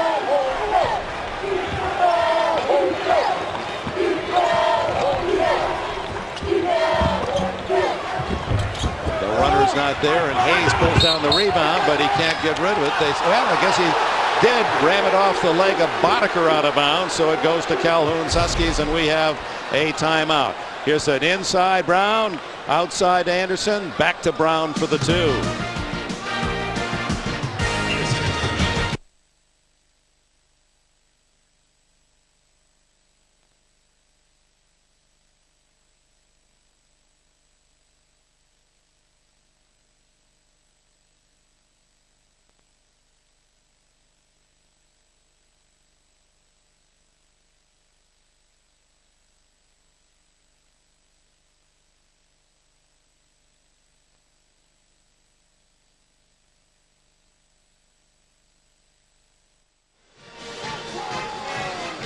Back at the South region, and a look at our Pontiac High Performance Tournament summary. 3 Big 12 teams still alive, including the Texas Longhorns. 3 of 4 regional semifinals decided by 6 points or less. Great games yesterday. And how about Nick Collison's performance for Kansas against Duke? That was the best by any player in the tournament thus far. Texas fans with their chant. Connecticut backs it out with Brown calling the shots. It's a leak.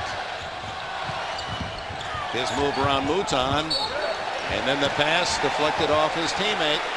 He got in heavy traffic and had to unload. I think all that dancing behind the screen on the 2-man play isn't going to get it done. Talik Brown's got the speed and quickness to come off that high pick hard to make the defense react to him. If he's just going to stand behind the pick, they don't care if he shoots from there. Talik Brown a little angry as he came out of the game, and Jim Calhoun goes over to say something to him as Tony Robertson replaces Brown. He's probably saying the same thing I'm saying. Stop pounding the ball into the floor.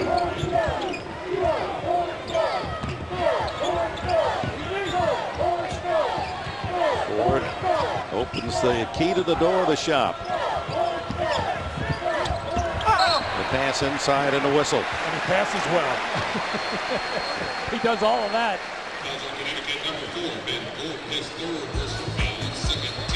Third foul on Gordon.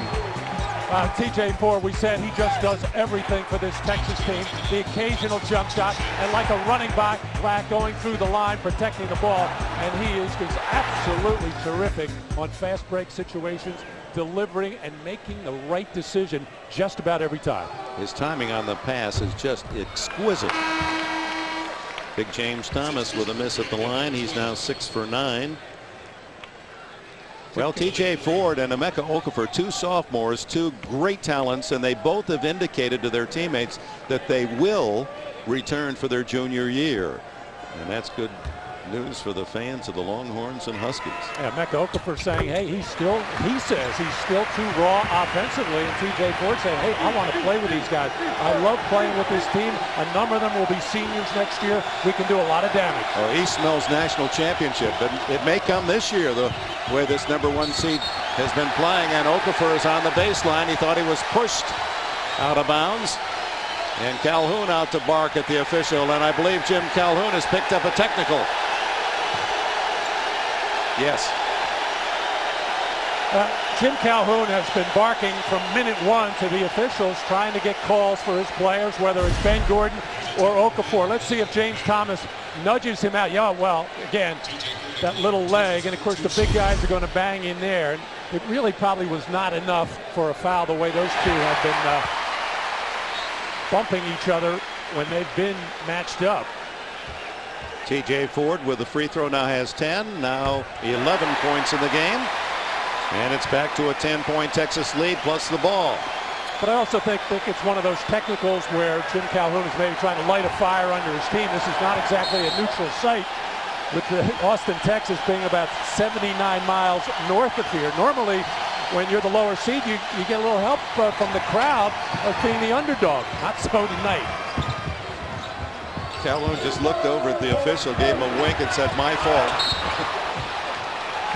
He's a beautiful guy. I mean, as all these coaches are. You just wish you had the luxury of spending a couple hours with him at night and over an iced tea and just let him tell you stories. Well, and Jim Calhoun really has things in perspective. Obviously, it's been a wild, crazy year for him, going through the prostate cancer surgery and coming back in 13 days when it was supposed to take 6 weeks. But even in those 13 days, he got a lot of chance to think and get a whole different perspective of what the real world and what real life is about, not just the basketball world. Great to have him back, and he's still got the fire in the furnace. That's quite obvious.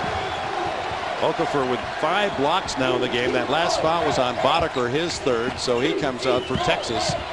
Okafor, Robertson, and a reach-in foul will be on Sidmill Harris of Texas. And with it, a timeout. Texas still a sizable lead of 10. Robertson goes to the line. 4 minutes and 12 seconds into this second half. Tony Robertson, not much senior leadership on this Connecticut team. Are they ever going to be good next year? As Calhoun says, we're very young, but we are a tough out. Well, Robertson is one of those seniors. George Blaney, the assistant coach of Connecticut, who, by the way, stepped in for Jim Calhoun during that surgery and did an excellent job with this ball club. There's a look at George. He told me yesterday that Tony Robertson is the second fastest man in college basketball to Hollis Price of Oklahoma when he doesn't have a groin injury. Get the full story. March Madness on NASN, sponsored by USA Today. Alex Rodriguez leads his Texas Rangers to face the world champion Anaheim Angels. There's no easy games in the AL West. A-Rod and the Rangers will be up against it as the Halos start their new campaign. Live MLB, Texas versus Anaheim, Wednesday night at 10 on NASN. Welcome to Night Drive. There's nothing like 4 CDs or cassettes with the best 60s sultry tracks for behind the wheel.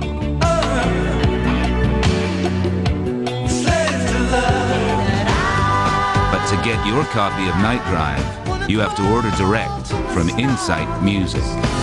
What other CD set brings you so many original top 10 hits by the biggest artists?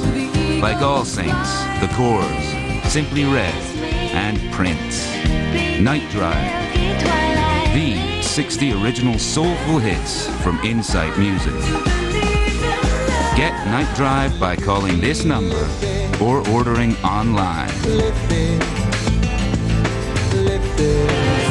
Insight Music. More hits, more life. On NASN, we bring you an exclusive presentation of the best live NHL coverage in the world. Hockey Night in Canada, direct from the CBC. Hockey Night in Canada is the ultimate for fans of the beautiful game.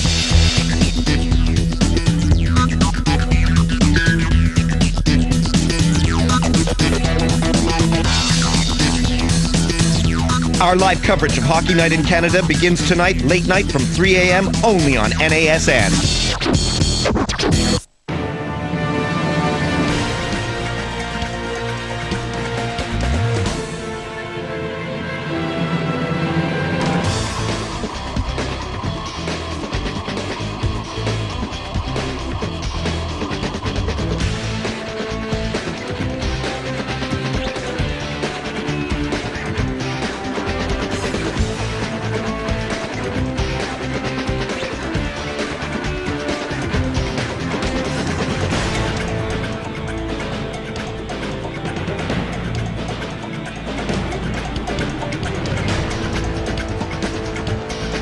Greg Gumbel in New York, the top seed in the East. Oklahoma holding Butler at bay with help from Ebby Ara, who has 25 points. And Oklahoma holding a 57-52 lead on the Bulldogs of Butler. 2.5 minutes to play there. We'll keep you updated. Let's go back to San Antonio.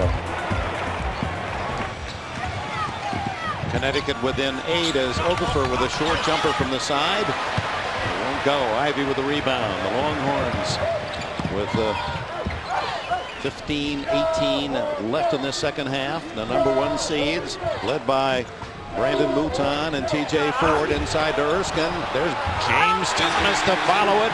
The big guy with 9 points, and he's been cleaning the boards. James Thomas is one of the main reasons that the Longhorns are doing such a great job on the offensive boards. He's there every time. Anytime his teammates miss, he's on it and doing a great job. And Kareem, that's saying something because James Thomas has been working so hard. He's just 1 for 8 from the field. This is his first field goal, but he is just tearing it up on the glass now with 13 rebounds, and he's been scoring from the line, 7 for 10.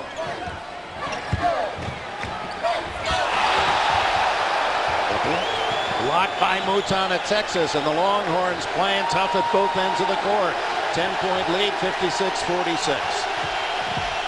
Talik Brown takes it inside. No foul. All kinds of body contact. And the ball out of bounds to Connecticut. I think the reason for that, Dick, was that Talik Brown really lowered the shoulder right into the chest of T.J. Brown. T.J.'s smiling right now. He took a hard hit. This one had to sting a little bit. Right there. Boom. He really whacked him hard. And then, of course, after that, I think is when Talik Brown got hammered in the back of the head. It was Mouton over the top that was on the saddle. Robertson with his Texas crowd dominating the cheers, and they're on their feet. They've had plenty to yell about. Brown, and the shot is over the rim. That's a violation. Shot clock violation. Credit the defense of Texas. I think Jim Calhoun is really upset with Talik Brown. He's trying to take it on himself of doing too much, and that's not really when he is at his best for this Connecticut team. He's best at playing good, tough, hard-nosed defense and distributing the ball, getting good shots for his teammates, not looking to score himself. Robertson out and Gordon in, and Ben Gordon held in check by the tenacious defense of Royale Ivy. Here's a name that doesn't get a lot of credit because he didn't score that much, but Ivy is a force defensively. Erskine off balance, banging on the boards, and finally up with the rebound is Marcus White, the freshman. Brown quickly at the other end to score. Talik Brown, he's listed at 6'1", seems shorter. It's Ford the other way, and the foul will be on Ford. That'll be his third. Good defensive job by Ben Gordon. One of the rare times that TJ Ford has been out of control. He's so quick, it's so hard to get in front of him. But Ben Gordon timed it beautifully. Rick Barnes concerned his star point guard. Ford with the third foul. Plenty of time to go, 13:46. And that being the case, Texas will go to his own defense to protect Ford. Brown with a good pass inside, and again no foul. And Calhoun close to getting number 2. Mouton and Okafor with quite a rejection. Ford underneath and throws it away. Might have been touched by Okafor. It was. Just deflected. How about how quickly Ford reacted to that loose ball and then just pushed it away. Watch after this block shot on a Mouton, and then TJ Ford he just pushes the ball ahead to an open area. And the quick pass inside, and another Texas goal. Texas Longhorns see a foul called on Emeka Okafor, his third. Connecticut star shot blocker. He has 6 blocks in the game, does Okafor, but Rick Barnes' team out defending at one end, better at the free throw line, and with Mouton, Brandon Mouton leading the way, have built the 8-point lead. They've led it by as much as 11. And Reginald Erskine unable to hit the free throw. Connecticut should be encouraged with Ben Gordon not getting much done offensively at all, nothing in this half. And also Emeka Okafor struggling as well, and they're still hanging around in this game with plenty of time. Okafor started to go out, but Mike Hayes is in for Marcus White. So Jim Calhoun will stay with Okafor with 3 fouls. Erskine gets 1 out of 2, and the lead is 9 for the Longhorns.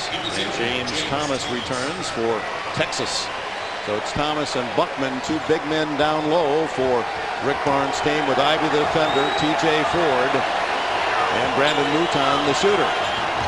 Ben Gordon, he just can't get off. Ivy and now Ford shifting on him as they're in the zone. Well, they're in the zone, so Gordon should be able to get some shots against this, either by putting the ball on the floor or getting open in the corners. Buckman and rebounding, able to get Mike Hayes out of the way, and at the other end, a quick, easy score for Thomas. So with Hayes down, who should have been defending Thomas at the other end, or took that, it's a Mouton who gets it. The Longhorns break out free and now have their biggest lead, 60-48. Well, Gordon's got to get down on the baseline now and work in the corners and in the little wing or little creases out on the wing to find some jump shots. Gordon is only 2 for 8 shooting. Way off the mark is the freshman Rashad Anderson, out of bounds to Texas. And the Longhorns doing everything right. Calhoun appealing to officials, appealing to his team. It has not been a happy night here in San Antonio for the 60-year-old Calhoun. Mouton. He has the hot hand, 22 to lead all scores. UConn is not handling the physical play of Texas very well. They want to cry to the officials instead of getting tough themselves and doing what they have to do to get the rebounds and open shots that they need to stay in this game. Anderson for 3, and the freshman with a much-needed tray for the Huskies. He has 8 points. 12 minutes to go here at the Alamo Dome. TJ Ford and the Texas Longhorns enjoying an 11-point lead. UConn is now in the zone. They're trying to get back and get some defensive rebounds so that they can run. This is where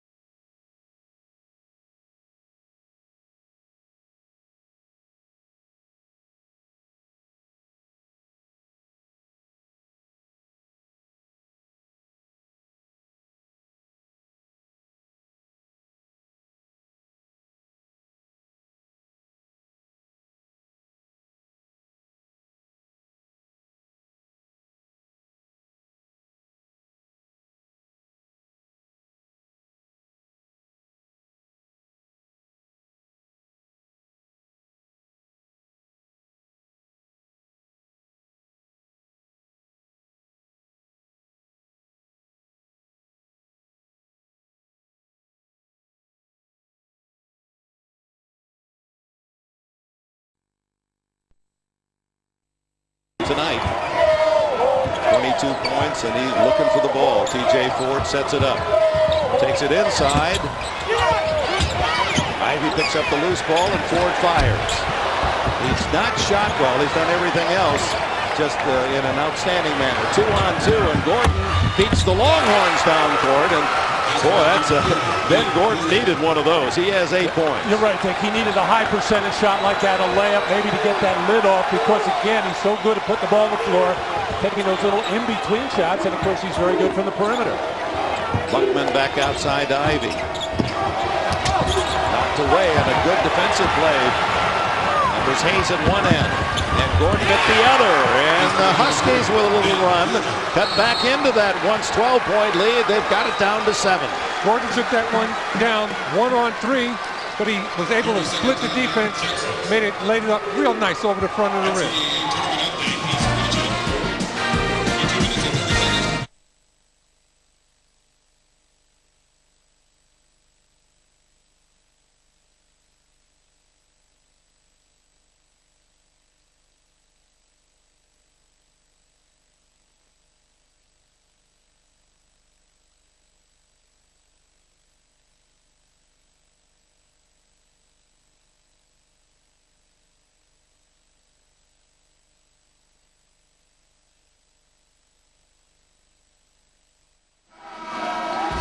Reminder, Sunday night, CBS presents the action-packed martial arts blockbuster hit.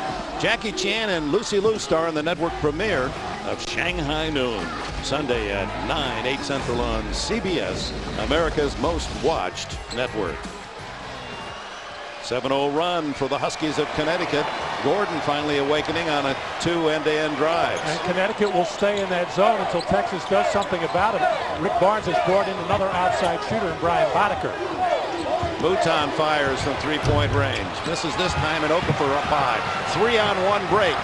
Talik Brown will take it himself, and he draws the foul from Ford, and that'll be 4 on TJ Ford, the first player in the game in immediate foul problems. Now, normally when you're in a zone defense, as Connecticut is, you are vulnerable to the offensive boards. And Terrell Ross comes in for Ford. At the Alamo Dome, with Texas fans only 80 miles away from Austin dominating the cheers of this more than 30,000. The Longhorns led by as much as 12, but Connecticut has rallied with a run of 7 unanswered points, and Talik Brown at the line misses the first of 2. And the news right now is that man, All-America TJ Ford, has committed his 4th foul. It comes with 10.5 minutes to go in the game. Talik Brown looking for his 7th point. And Connecticut, down by as much as 12, has cut that Texas lead to 6 with 10.5 to go. Catch all the action of March Madness on NASN, sponsored by USA Today.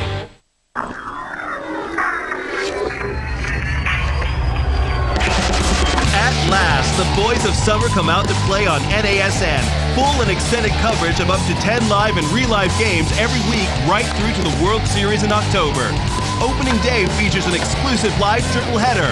The Expos take on the Braves, the Cardinals play host to the Brewers, and the Yankees take on the Blue Jays. Major League Baseball opening day on NASN, Monday night from 7. Let's go play TV. Let's go play Wheel of Fortune. Ready? Yep, here we go. Here's the first puzzle. 1,000 points. N. Spin the wheel again. Hit interactive on your Sky remote control. Go play to win. Go play TV. I know it. I know it. School 'em.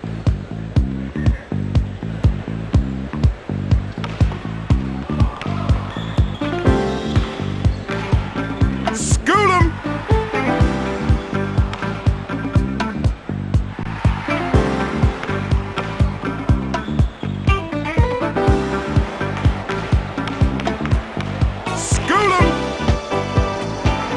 School 'em. Pull them belts real tight. Let's go racing, boys. Boogity, boogity, boogity. Oh, we got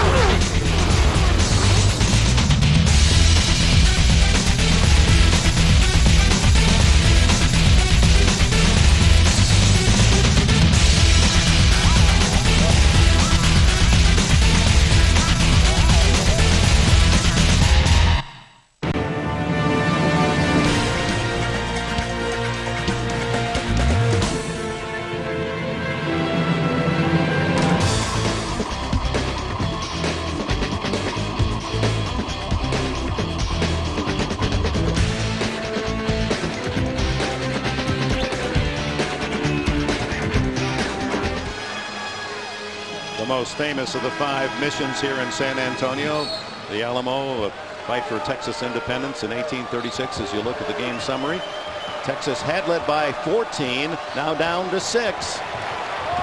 Connecticut has gotten 3 straight stops playing this zone defense. And a steal out of that zone as Denham Brown, and then he almost throws it away. Talik Brown saves it. Boy, Brown with some speed to race to the sidelines and save of what would have been a critical unforced error. Connecticut down by 6. And we now have approached the midpoint of the second 20-minute period. Ben Gordon for 3. And the Huskies with 11 straight points. Brown setting up Gordon for his 13th. Connecticut is showing some really smart play and making good shot selections. They're getting good shots inside and on the perimeter, and that's the difference in this game right now. Texas led 62-48. Now it's 62-59. Ivy over Okafor. Texas battling, and it's Okafor knocks it out of bounds. Remember, TJ Ford has been out with his 4th foul. There's that nice double screen on the baseline, and Talik Brown showing a lot of patience there. One of the few times that Gordon was able to get away from Ivy, and on the loose ball, look at this Talik Brown streak down court. Behind the back to Okafor. He can't hit. The tip is not there. A wooden fall for Connecticut. That would have gotten them within 1. Ivy at the other end. Big. Royale Ivy. First field goal in a long time for Texas. They are really struggling in the half court against the Connecticut zone. And you know what's going through Rick Barnes' mind right now. How long can he keep TJ Ford on the bench with those 4 fouls? First basket in 3.5 minutes for the University of Texas.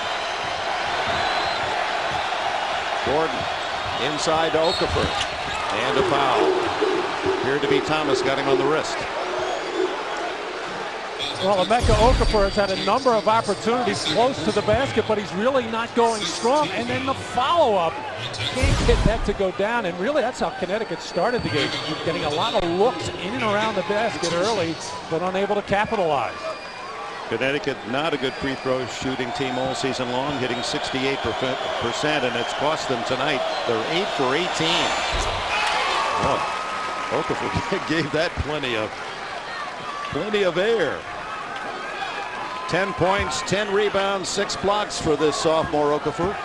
Next up, it'll be Michigan State, Maryland, but Auburn, Syracuse will start a few minutes before our second game. 9:40 officially for the second game in Albany. 64-61. TJ Ford racing on the bench with 4 fouls. The reason why Texas having so much problem against this zone, they're not getting anybody in the middle of it around that free throw line area. But they get it to Mouton, and he can hit those. Number 3 has another 3. 25 for Brandon Mouton. Well, that'll really stretch the zone out. Mouton's been hot all game long. And of course, Connecticut has to identify the good shooters on the floor. Mouton's high game of the year, and he's 1 point from his career high. Gordon, and a whistle foul. Reaching in was Ivy. Royale Ivy with his second foul. Mouton's able to find the open space on the baseline, and no one's getting out there on him for UConn. They're going to have to get out there on him if they're going to stop him. Team foul 6 on Texas. 4 whistled against UConn here in the second half. And at the line is Marcus White, a prototypical UConn number 4 man. And he hits the free throw. He's 68% on the season, but over 2 prior to that one.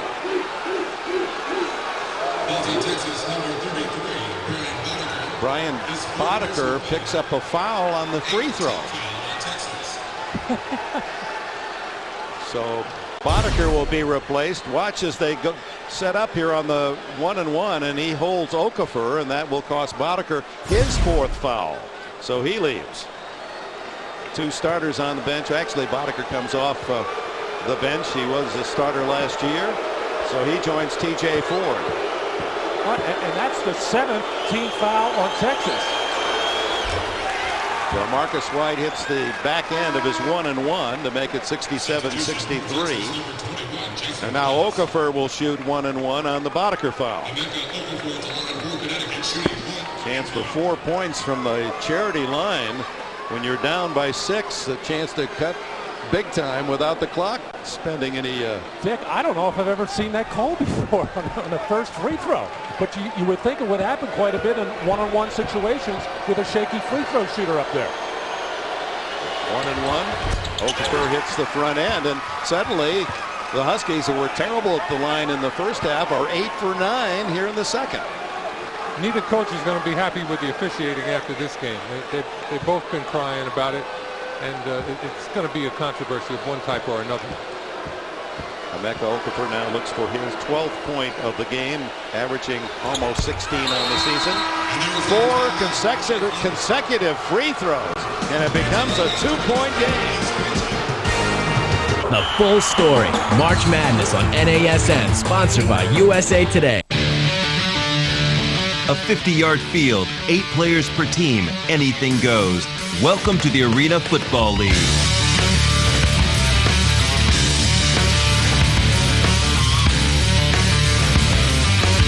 This week's exclusive matchup features LA in a vengeful mood, heading to Florida to hunt down the Predators. Los Angeles versus Orlando, Tuesday night at 8:30, only on NASN.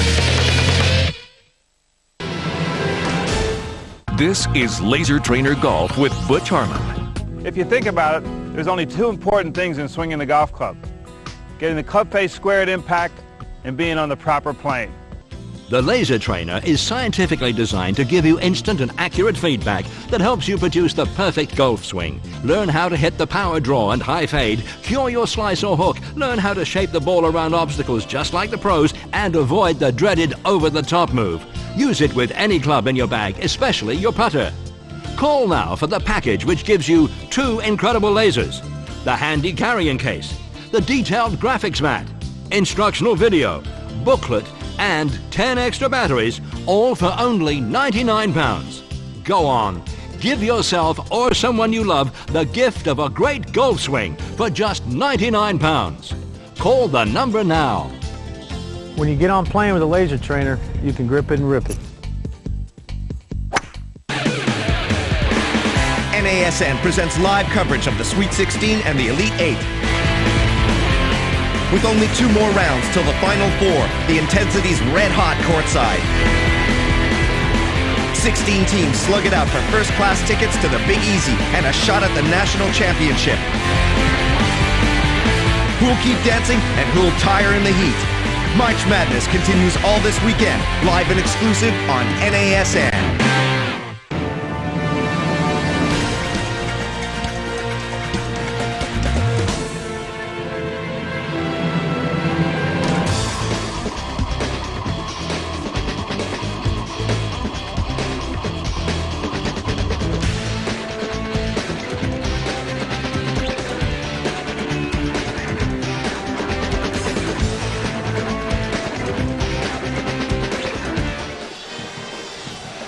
Texas bench saddled with prime talent. 4 fouls on TJ Ford and Brian Boddicker Harris with 3. Gordon and Okafor, the top 2 scorers for Connecticut, with 3 fouls. Team fouls here in the second half. 8 called on Texas, 4 against Connecticut. Ford still sitting. Terrell Ross replaces him at point guard. Luton flashed through the painted area. They ought to try to get him the ball in there once in a while. Let him make a play from there. Inside to Thomas, back outside to Ivy. Over Okafor, and he redirected the shot. Gordon able to get around Ross, who was looking for the charge, and the defense by Ross forces the turnover. As we check the CBS Sports line, stat of the game, a 21-13 run since Calhoun took that technical about 4 minutes into the game, into this second half. CBSSportsline.com or AOL keyword CBS Sportsline.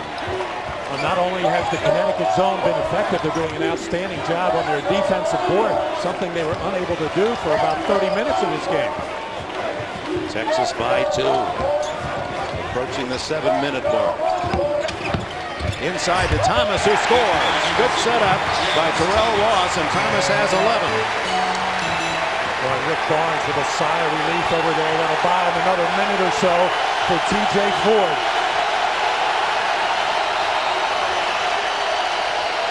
Over 30,000 at the Alamo Dome, and most of them Texas fans. Inside to Okafor, and he banks it home over Klotz. He now with 15 to lead the Huskies. Well, whenever Klotz or Brian Boddicker have tried to body with Okafor inside, they've been unable to keep him from getting close to the basket where his little comfortable area is. Royale Ivy out on the point. Takes it for a 10-footer. Won't go down, but Klotz gets the rebound, and while backing off without jumping, scores. That's a terrific substitution by Rick Barnes, getting Klotz in there to help out James Thomas, because it's only Emeka Okafor on the boards right now for Connecticut. 6 minutes to go. Texas by 4. Brown into Okafor against Klotz. Scores again. Emeka Okafor gets Connecticut back within a basket. Okafor's got that very effective jump hook in the lane or on the right baseline. That was kind of a half jump hook, half jump shot, which has been constantly improving this last half of the season. Stolen by Talik Brown all the way to tie. And one. Talik Brown showing that blazing speed, ties it and draws the foul. Talik Brown gets the steal here and knows that the defense is coming and adjusts his shot at the last moment to draw the foul and make the layup. What a play. Royale Ivy hustling back to try to deny, commits his third foul. Here's Talik. He adjusts his shot and makes Ivy foul him and gets to the line for the chance for three. It's the best way to make the three-point play. And with that game tied, Rick Barnes can ill afford to keep T.J. Ford out of the game, and Ford has returned. He's been out for about 5 minutes. He went out at the 10:30 mark. We have 5:31 to go. New game here. New game all. Talik, and he can't hit it. He's 1 for 3 from the line, so it remains tied at 71. Curious to see how aggressive T.J. Ford will be on his penetration. Harris has it rattle out on a three-point attempt. Brown to Gordon. He'll try the three.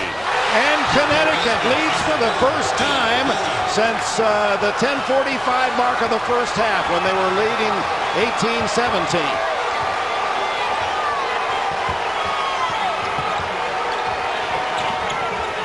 What a run by Connecticut, undoubtedly aided with the absence of T.J. Ford, but nevertheless, they put it in a different gear the last 8 minutes. Ford runs right into Hayes, and Hayes has the foul. 26-9, Connecticut has outscored Texas in this run. Talik Brown doing a good job, a little half penetration there, and Gordon been very quiet from the perimeter, but all of a sudden now he's got 16 points in this game and shooting 50% from the field. Only the 15th foul on UConn, and so Texas lays it in.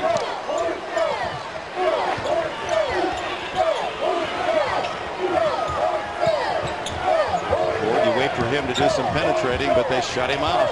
So he takes the two-pointer. And the rebound to Okafor. Well, Texas is trying to set a little two-man game, little picks against the zone. That's not going to get it done. And right now, T.J. Ford very tentative at the offensive end, and they're in a zone at the, I guess they're man-to-man now at the defensive end. Ford is 1 for the last 11 shots. Anderson can't hit the three. Klotz able to control it for Texas. Ford with that little hesitation off the dribble, squirms along the baseline, and then Ivy. And it's going to be a reach in on Anderson. Second foul on Rashad Anderson. Live telecasts of NCAA men's tournament games are available now online and on demand over the internet. To find out more, go to ncaasports.com. Shooting foul for Royale Ivy, averaging 8 a game, has 7 tonight. Connecticut's lead down to 2.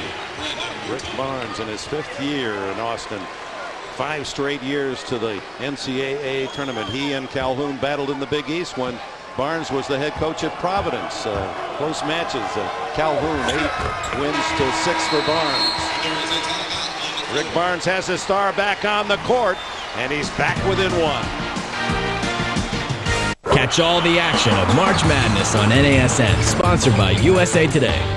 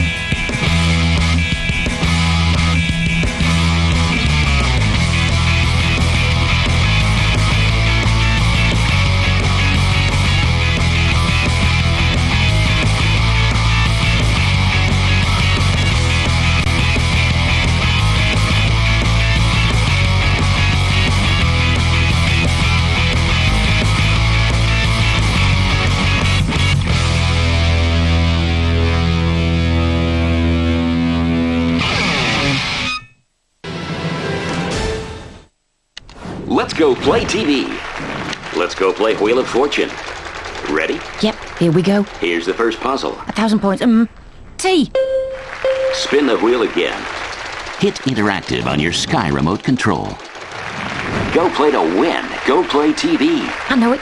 I know it. The Winston Cup Series makes a pit stop in the Lone Star State as NASN tunes into the Samsung Radio Shack 500. Matt Kenseth is chasing a repeat win, but he's got 500 miles of bumper bashing, tailgate trashing NASCAR mayhem between him and the checkered flag. Lock your frequency on the Samsung Radio Shack 500. 3 live, Sunday late night at 1:30, only on NASN.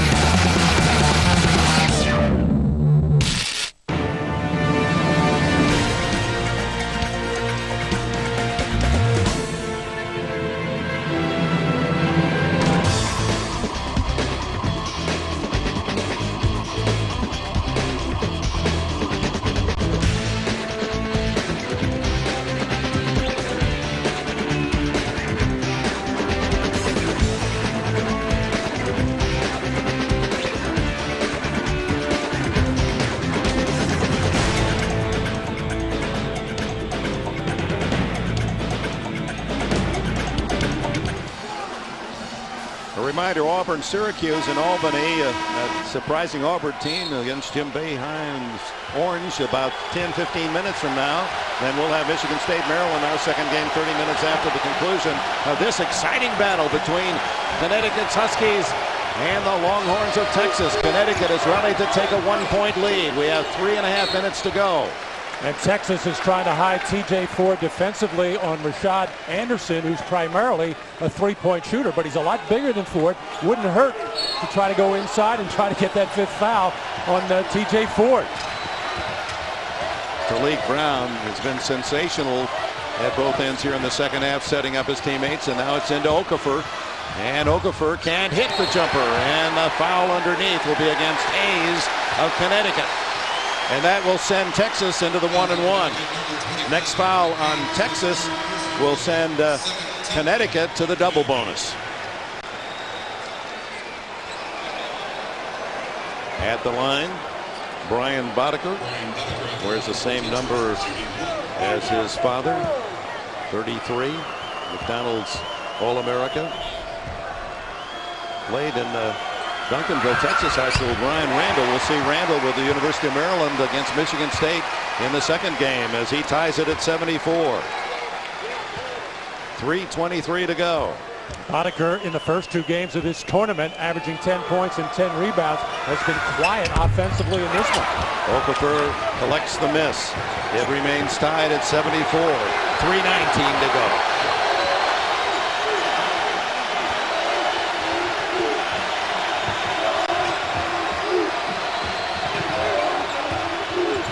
Okafor over Thomas, won't fall. What a battle. And it's going to be against Okafor. That'll be his fourth, and the Texas fans love that call.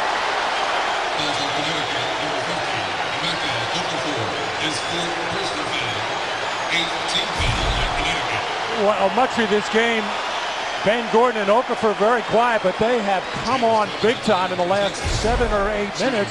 Okafor very effective in the low post with that little half hook and the jump hook. Just couldn't get that one to fall, and then just getting over aggressive and then trying to get the offensive rebound. So Thomas to give Texas the lead. Oh, that ball gets heavy. Rebound Okafor.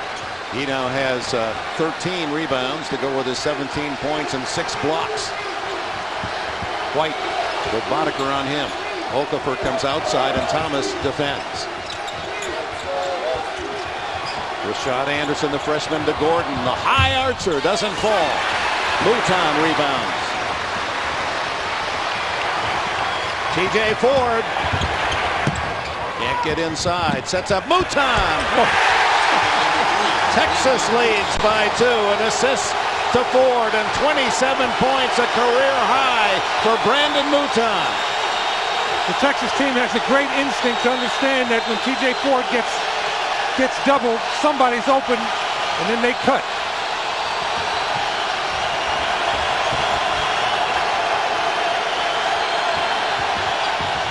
Gordon can't hit. Okafor follows, and it's tied at 76. Emeka Okafor now with 19 to lead the Huskies.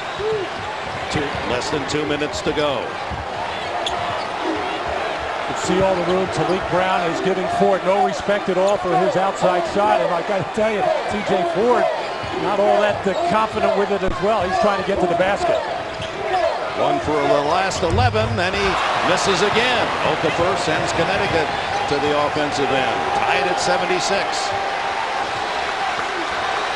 Talik Brown calls out the shots. This junior from Queens, New York, has been outstanding in the second half. Into Okafor. Thomas defends. Okafor inside, misses the bank, and Boddicker gets the rebound. 1:12 to go, and TJ Ford calls out the shot. First, Rick Barnes says timeout. 1:07 to go. They're tied at 76.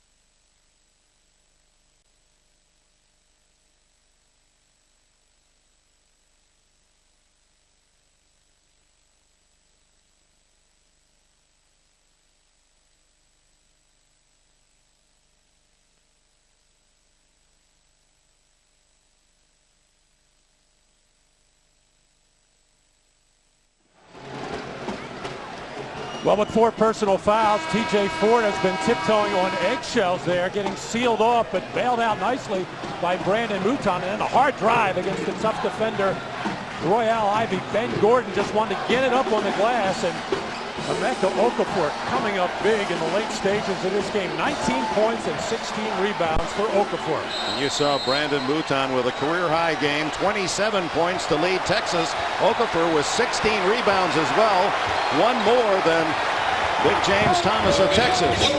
Ford sets up Thomas, and the block and the foul, and TJ Ford comes limping out of the pack. As he was airborne, setting up the pass, may have come down on an ankle. Well, they're setting that pick and roll for him so low because he doesn't have the outside shot, but he's so quick that he gets around it as the defense tries to get under. Look how tight this play is, but as he draws the defense and makes the pass, watch the landing by TJ Ford. It looked like he came down on somebody's foot. Marcus White committed the foul. the 9th team foul. It's 1-1, and Thomas rattles it in. 77-76 Texas with 57 seconds to go. Rashad Anderson returns, replacing fellow freshman Denham Brown. Anderson, a terrific outside shooter. Thomas, his 13th free throw attempt tonight. He's 8 for 12. Hits them both, and the Longhorns lead by 2. One timeout left for Connecticut. Jim Calhoun will let them play right now. A terrific game here in San Antonio. Talik Brown inside to Okafor. Anderson, the freshman, can't hit it. Loose ball picked up by Brown. Squirts inside, sets up his teammate, and it locks against the rim, and the arrow points to Texas. Oh, my!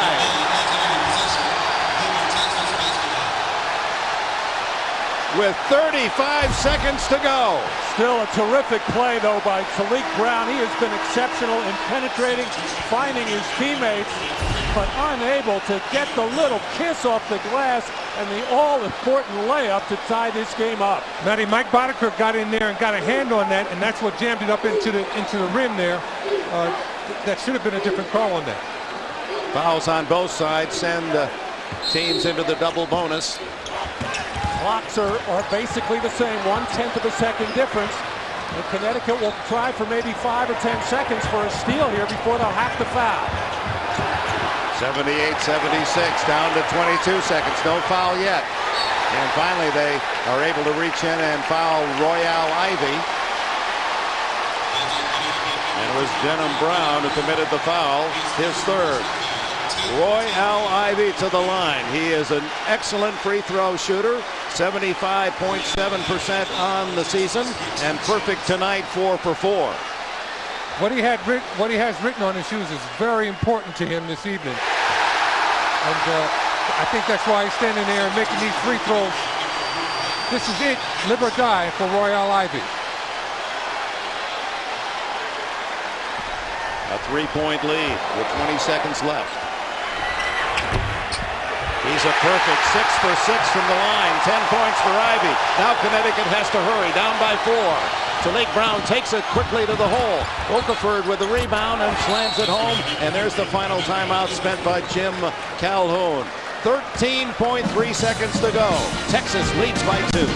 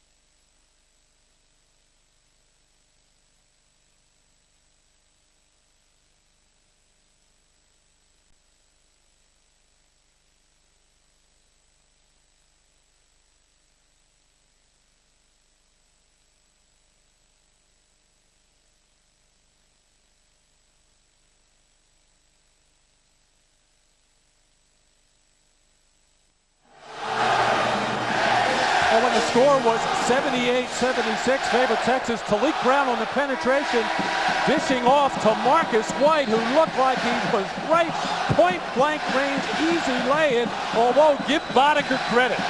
Brian Boddicker came from behind and just got enough to change that shot and somewhat deflected as Marcus White put it between the rim and the backboard, and the arrow pointing to Texas. So a 2-point lead, Texas. 13.3 seconds left.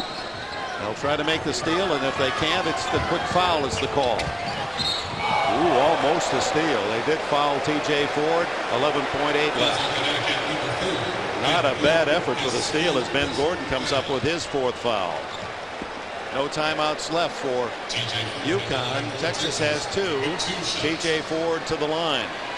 Rick Barnes, in his years at Clemson, Providence, now at Texas, has never taken a team to the Elite 8. He's 11.8 seconds away.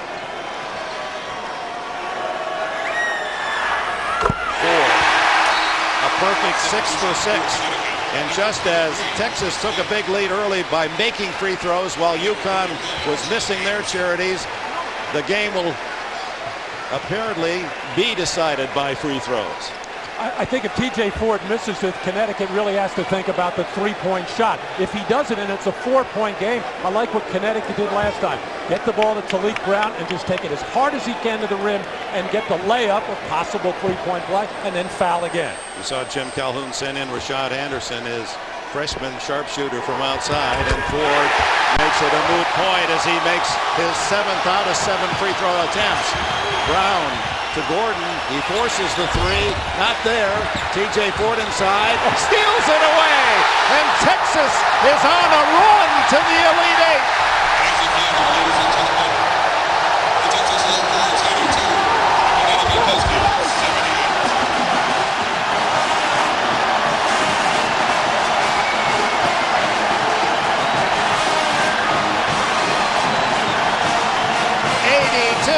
78, Texas led by Brandon Mouton's career high 27.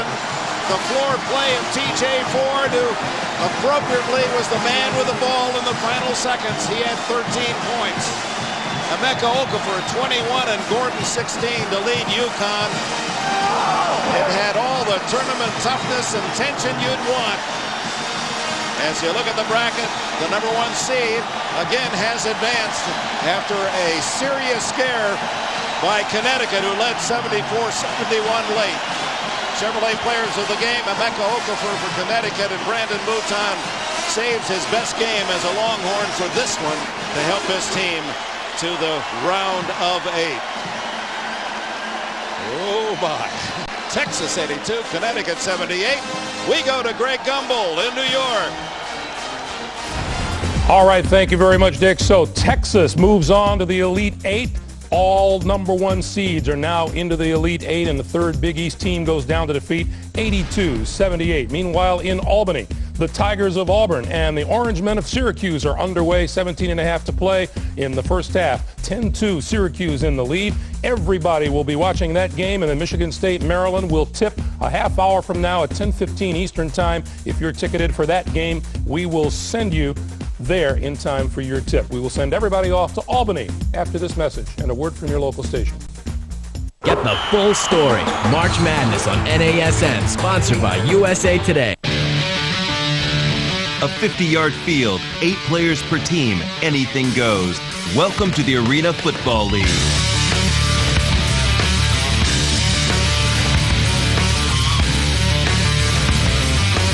This week's exclusive matchup features LA in a vengeful mood, heading to Florida to hunt down the Predators.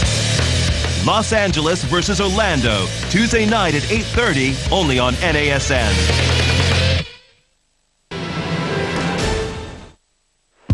School 'em.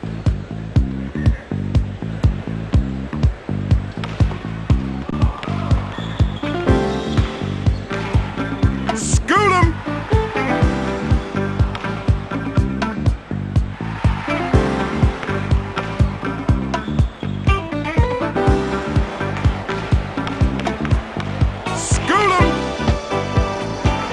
School 'em.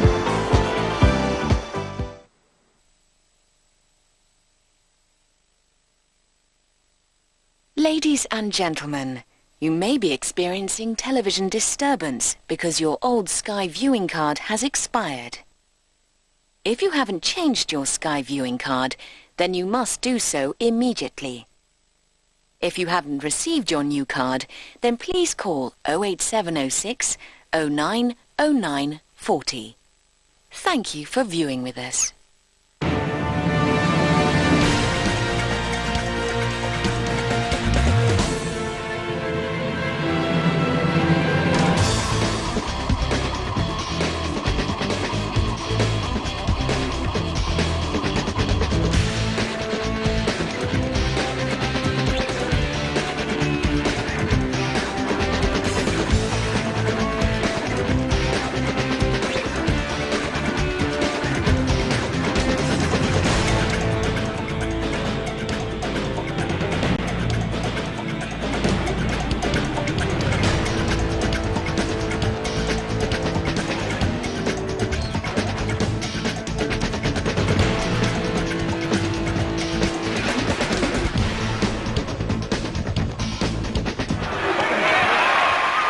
10-7 Syracuse off to an early and great start. Tourney in the corner.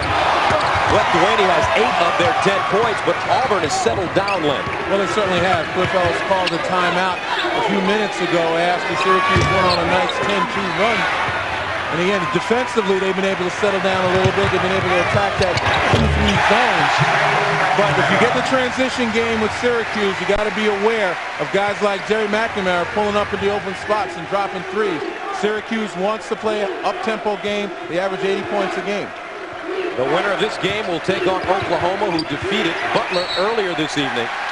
Ball knocked out of bounds, last touched by the Tigers. 14:48 to go. Back right after this. It's all the action of March Madness on NASN, sponsored by USA Today.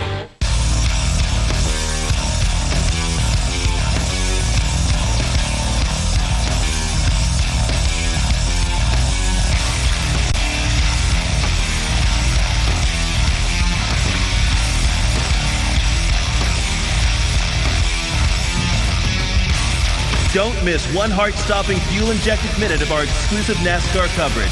The Winston Cup Series race highlights. Wednesday at 8:30, only on NASN. School 'em.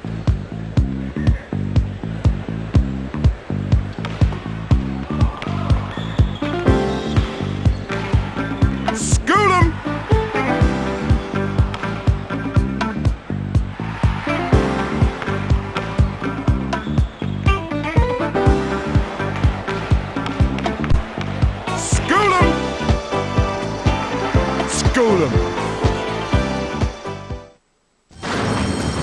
And they're off. Now you can enjoy even more live racing on At The Races with our regular evening coverage of racing from America. And don't forget, attheraces.co.uk has all the trackside information, race cards and tips you need to enjoy all the excitement from the United States. Whether it's via your TV, telephone or the web, be at the races wherever you are.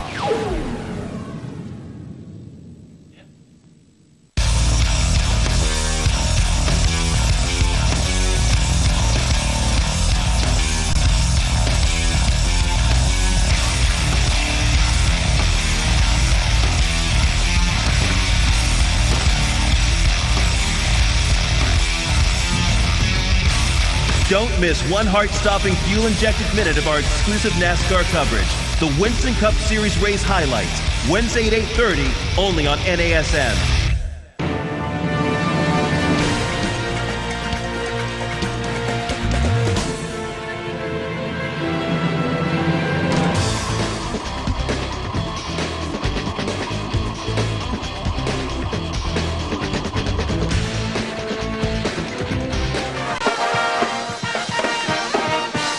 Welcome back to Albany, New York. Syracuse with a 12-7 lead, a 3 versus a 10. The winner of this game will take on Oklahoma, who defeated Butler in our first game of the night. McNamara, Warwick, Ford, Duaney, and Anthony. Here's McNamara, the freshman from Scranton, Pennsylvania, going to the basket and draws the foul. And the Auburn Tigers have played with a lot of poise in this tournament. Their first 2 games, they defeated St. Joe's and then upset second-seeded Wake, 68-62, holding All-America Josh Howard to only 14 points on 4 of 10 shooting. And Len, a lot of teams in the country, most notably Boston College and also Seton Hall, didn't approve of Auburn getting in with a soft non-conference schedule and an 8-8 mark in SEC play. Well, whether that's true or not remains to be seen. It doesn't matter now, and Auburn's done a great job representing their conference and their school. They're here in the Sweet 16. You know, they've got a chance to go to the regionals, and it's going to be about them executing, not about what their record was or what their strength of schedule was a couple of weeks ago.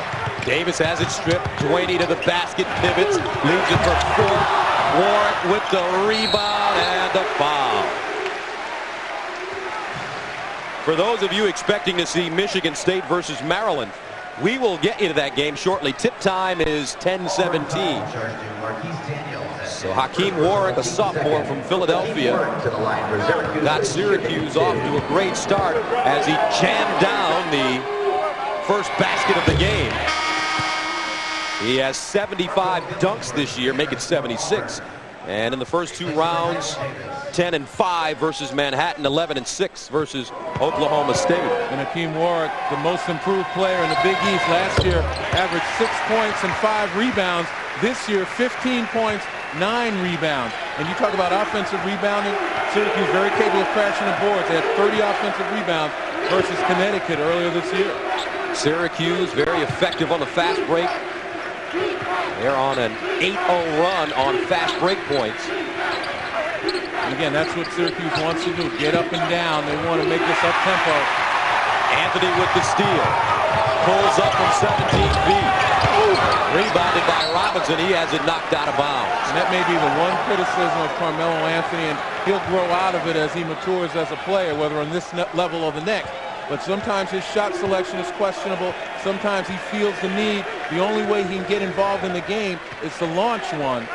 And that's not true because his teammates will play with him as long as he moves the ball and moves without it. Only a freshman out of West Baltimore, Maryland. All-America, all Big East. And Robinson turns it over. That's the 5th turnover for the Tigers in the first half.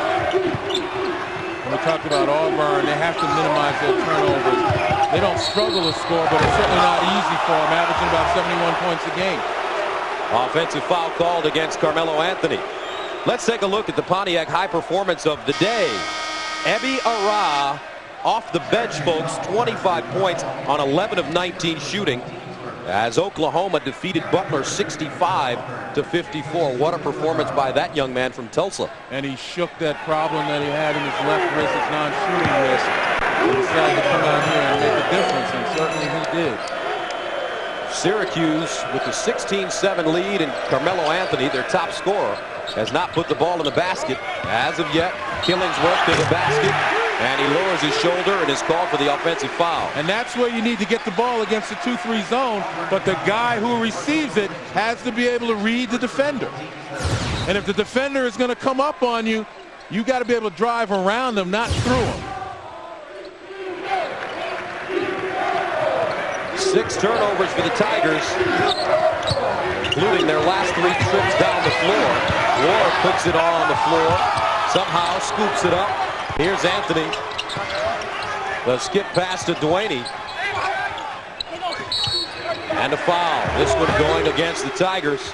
It's Nathan Watson, the sophomore from Fort Payne, Alabama. And that's the thing that makes Carmelo Anthony so tough, and Auburn were very aware of it. At his size, he can take you outside behind the 3-arc. He can put it on the floor in mid-range and certainly post you up. 6'8", 220 pounds. McNamara. Count it. Jerry McNamara leading Syracuse on a 9-0 run. He has 7 points.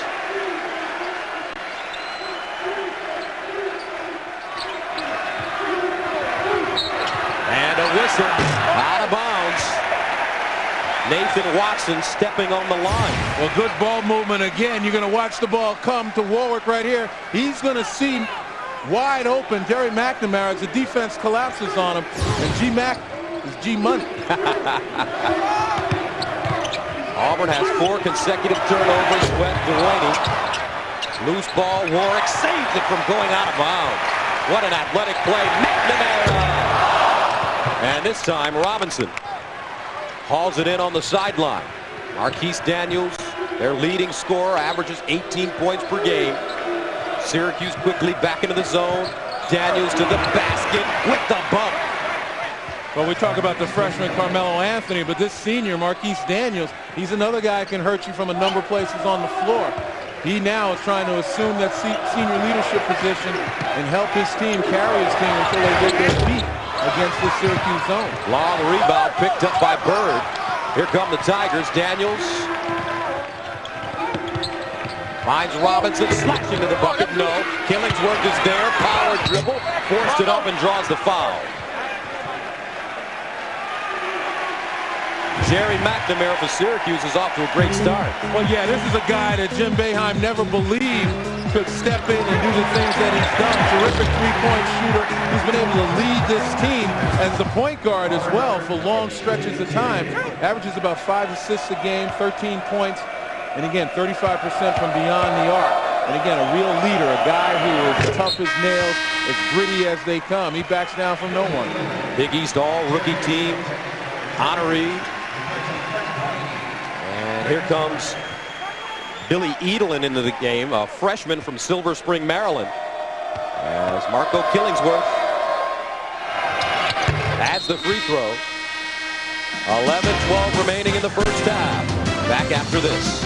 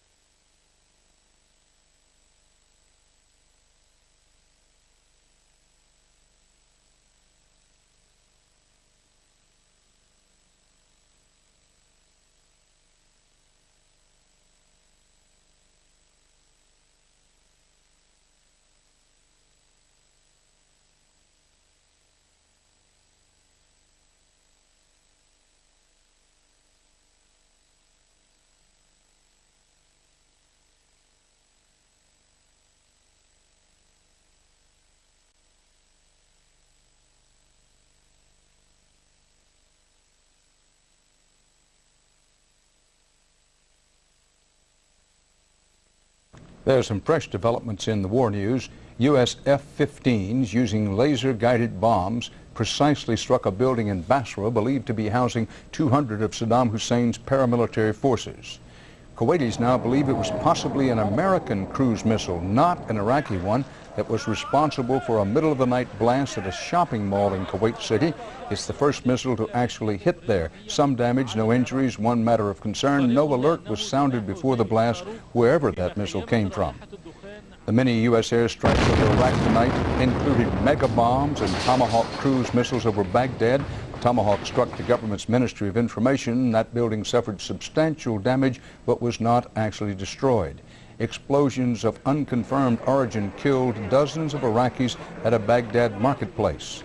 In the southern Iraq Gulf port of Qasr, military-trained dolphins were used to search and sweep for mines planted by Iraq. Only then could a British supply ship pull into port with some 200 tons of relief supplies for Iraqi civilians. The FDA has approved military use of a skin lotion that reportedly neutralizes chemical weapons. Dan Rather, I'll be back a little later in the games.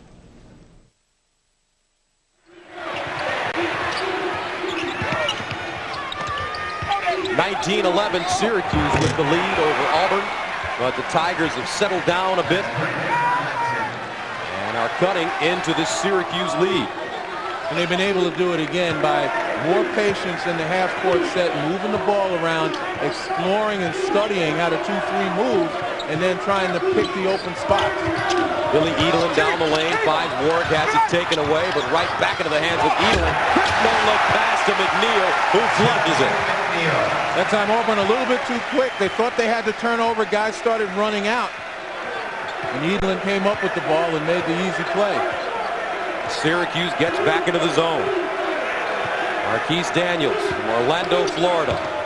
18 points a game, and this one thrown away. Edelin tracking it down. Picks it up, knocked out of bounds. Bird getting a hand on it. Let's take a look at the game summary. Well, you take a look at the score, obviously 8-point difference. The turnovers, we talked about Auburn having to minimize turnovers. They've created too many opportunities, easy ones for Syracuse. Wes Duaney came out hot as a senior, and when he can stroke it, it takes the pressure off McNamara and Anthony. And as we mentioned before, Syracuse 20-1 when Duaney scores in double figures. Now Pace finds McNeil, jump ball short. Rebounded by Daniels. Well, I'd like to see McNeil just extend one time and power up instead of making himself small. Big, strong guy with good skills. Just has to mentally approach. And the foul called away from the basketball. Killingsworth picks up his second. For those of you expecting to see Michigan State versus Maryland, we will get you out to that game shortly. Tip time is 10:17. And you've been shaking, Glenn, as a Maryland grad. I'm going with the music here. The bands are great. Yeah. I'm not shaking about anything, guys. We got a good one right here. 21-13. Auburn with 9 turnovers in the first 11 minutes. They only averaged 15 per game. In and out for Josh Pace.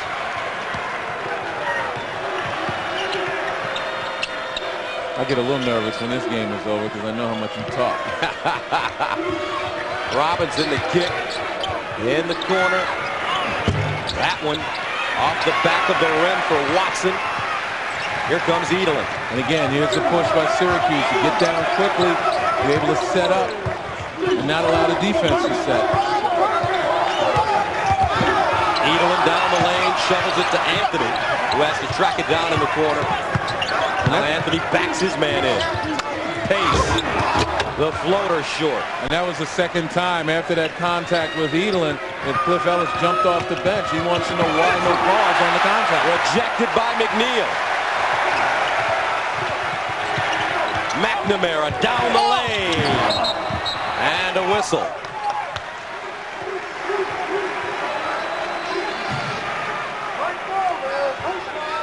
Let's see. Auburn foul charge to Marquise Daniels. That's it. And Marquise Daniels picks up the foul. Jerry McNamara to the line for Syracuse shooting 2. So Jerry McNamara at the free throw line. He has 7 points. And he gets the first one to go. Here's a singular wireless fan poll. Who has been the tournament's most surprising player thus far? Travis Diener, Darnell Archie, Marquise Daniels, or Billy Edelin? Singular wireless users send their vote to 171 or log on to cbssportsline.com/singular. And stay tuned for the results during Singular at the half. Back after this.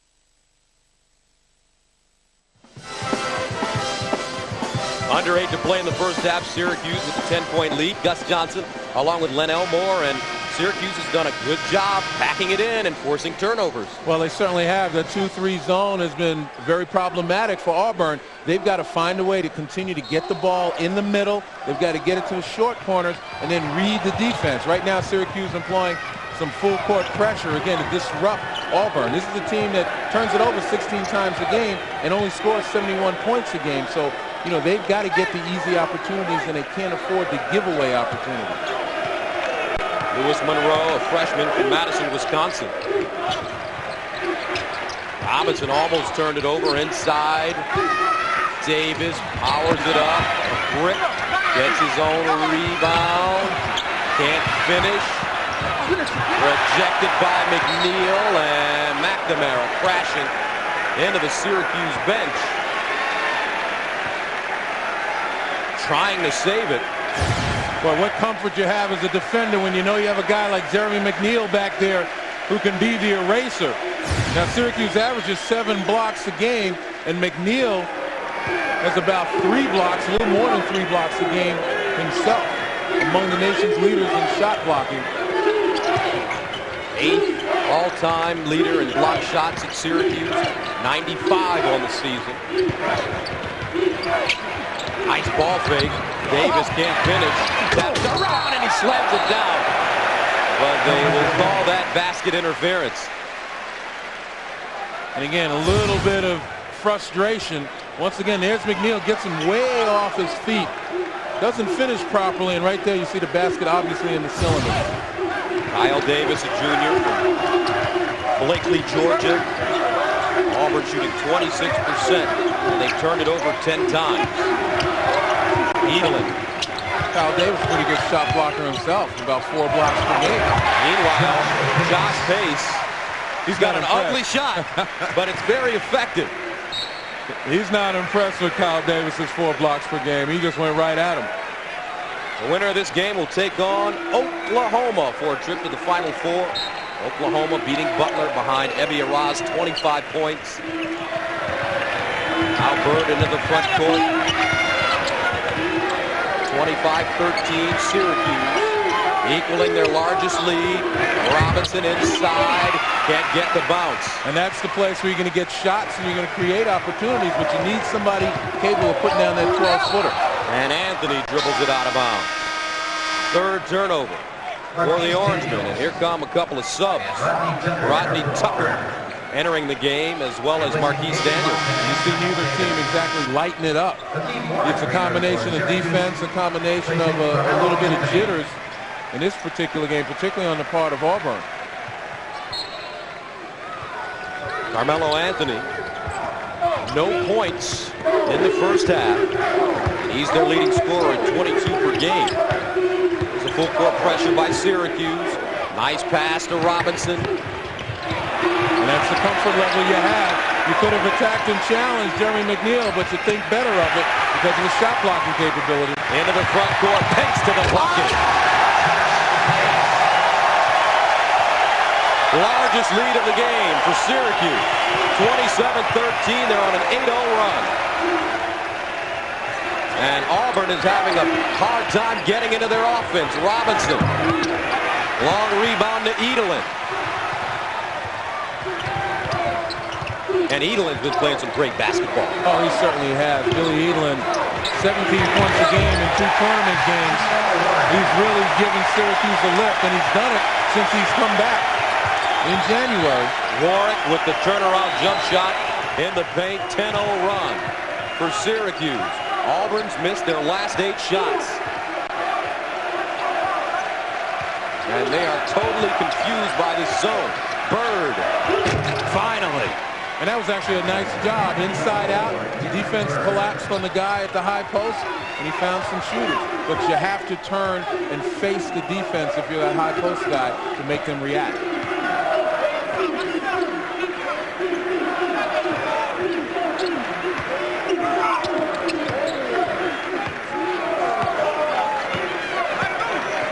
Edelin, stop and start, wraps it around McNeil. Blocked from behind by Daniels somehow. Edelin winds up with it and lays it in. Well, that's what you get when you hang around the offensive glass and you don't run out. You get rewarded. 31-16. Bird straight to the basket. Swatted by McNeil. Here come the arms. Eagerly in transition. One. Count it. Greg Gumbel in New York will keep tabs on Syracuse and Auburn for you, but right now you're ticketed for the second game of the night at the Alamo Dome in San Antonio. Michigan State against Maryland. Let's take you there live. Dick Enberg, Matt Kukas, and Kareem Abdul-Jabbar. Thank you, Greg. Action continues here in the South region as the Michigan State Spartans, the champions 3 years ago, for Tom Izzo against the defending national champion Maryland Terrapins, the 7th seed against the 6th seed, and the University of Texas, by way of a thrilling 82-78 victory over Connecticut, has advanced to the round of 8 and will meet the winner of this one on Sunday night.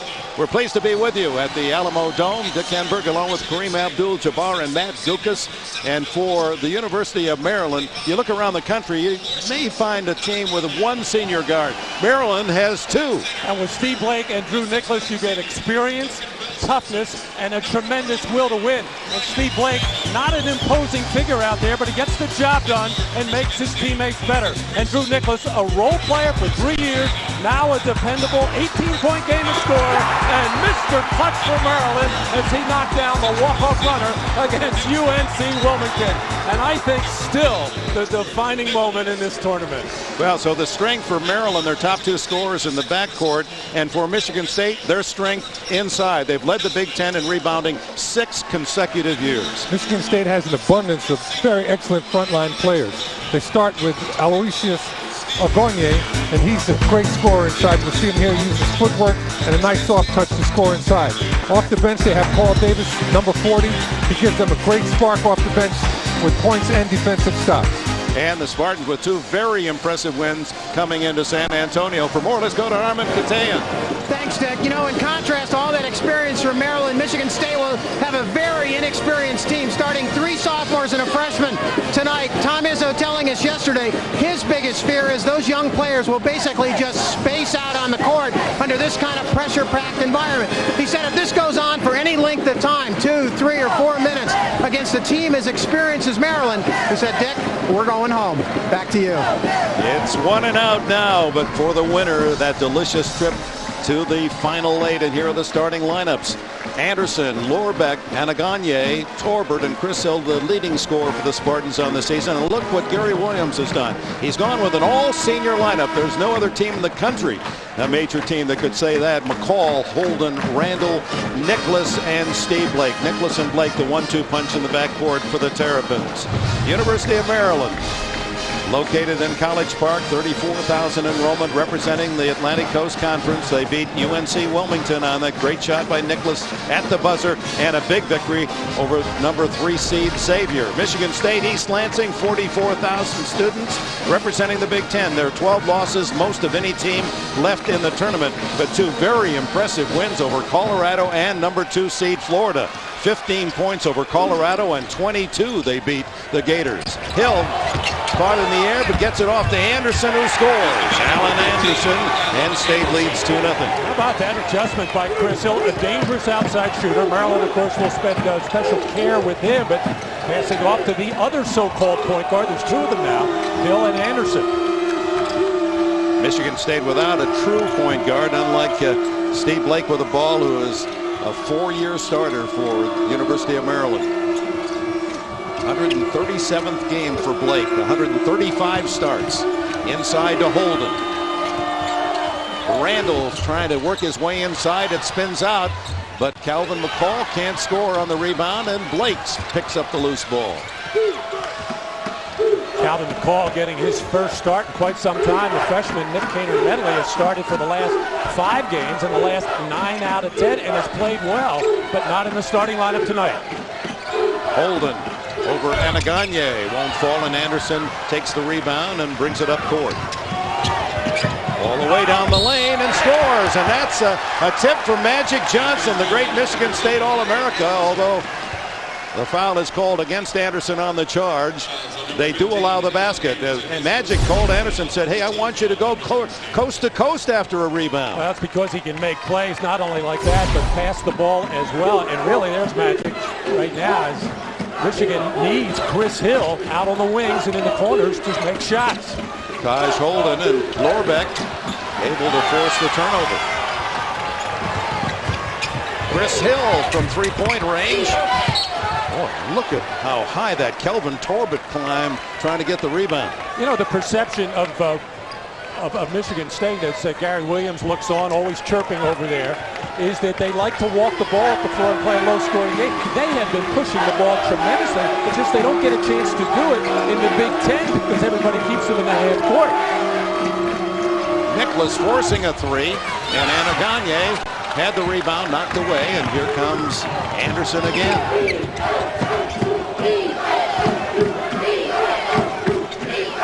Around the perimeter. Now to Torbert, former Mr. Michigan basketball 2 seasons ago. Hill, the academic All-America, and he hits the 10-footer, and State jumps out to the early 6-0 lead. Well, what Maryland has to do is establish Ryan Randall on the inside. That's Randall, can't hit. Hill with a rebound. 0 for 5 start for Maryland from the floor. Hill gets it back to Anderson, into Lorbeck, the Slovenian freshman. He's at 6'10". Good outside shooter. Torbert to Lorbeck, and Randall has the rebound for Maryland. Blake. Well done, Steve Blake. That's a typical Steve Blake thing. He senses Steve Blake play. He senses that his team is struggling to score. He'll take it upon himself. And Lorbeck with a foul to prevent the easy 2. His first foul. Everything very sluggish in the half court for Maryland, so Steve Blake sees a little bit of open spaces and makes the tough runner going to his left, and then coming up with the steal here with the quick hands and a very smart foul. Foul by Erasmus Lorbeck. Michigan State's Tom Izzo makes 3 substitutions. We see Paul Davis, the freshman, for the first time. Adam Ballinger is in, and so is Maurice Ager. And Nick Cater-Medley in for Maryland. A freshman from Portland, Maine. Michigan State leading 6-2. Blake gives the signal. High pick and roll. Blake to the lane, sets up Randall. Blocked by Ballinger, the senior from Bluffton, Indiana. Ballinger is another one of Michigan State's really accomplished front court men, and they can play them in any mixture or combination. And he likes the 3 and hits his first 3. He's been in a slump all season long, so any contribution from Ballinger, who was outstanding as a sophomore and junior, is cheered by Spartan fans. Well, the slump is for real, Dick, but the guy shoots 38% from beyond the arc. That's very good. Inside to Randall, and the jump hook is there. 9-4, Michigan State leads. 4 minutes into the game. Fast-paced start.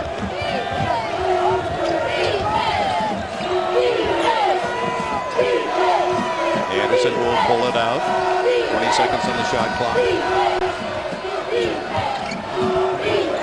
And deflected out of bounds.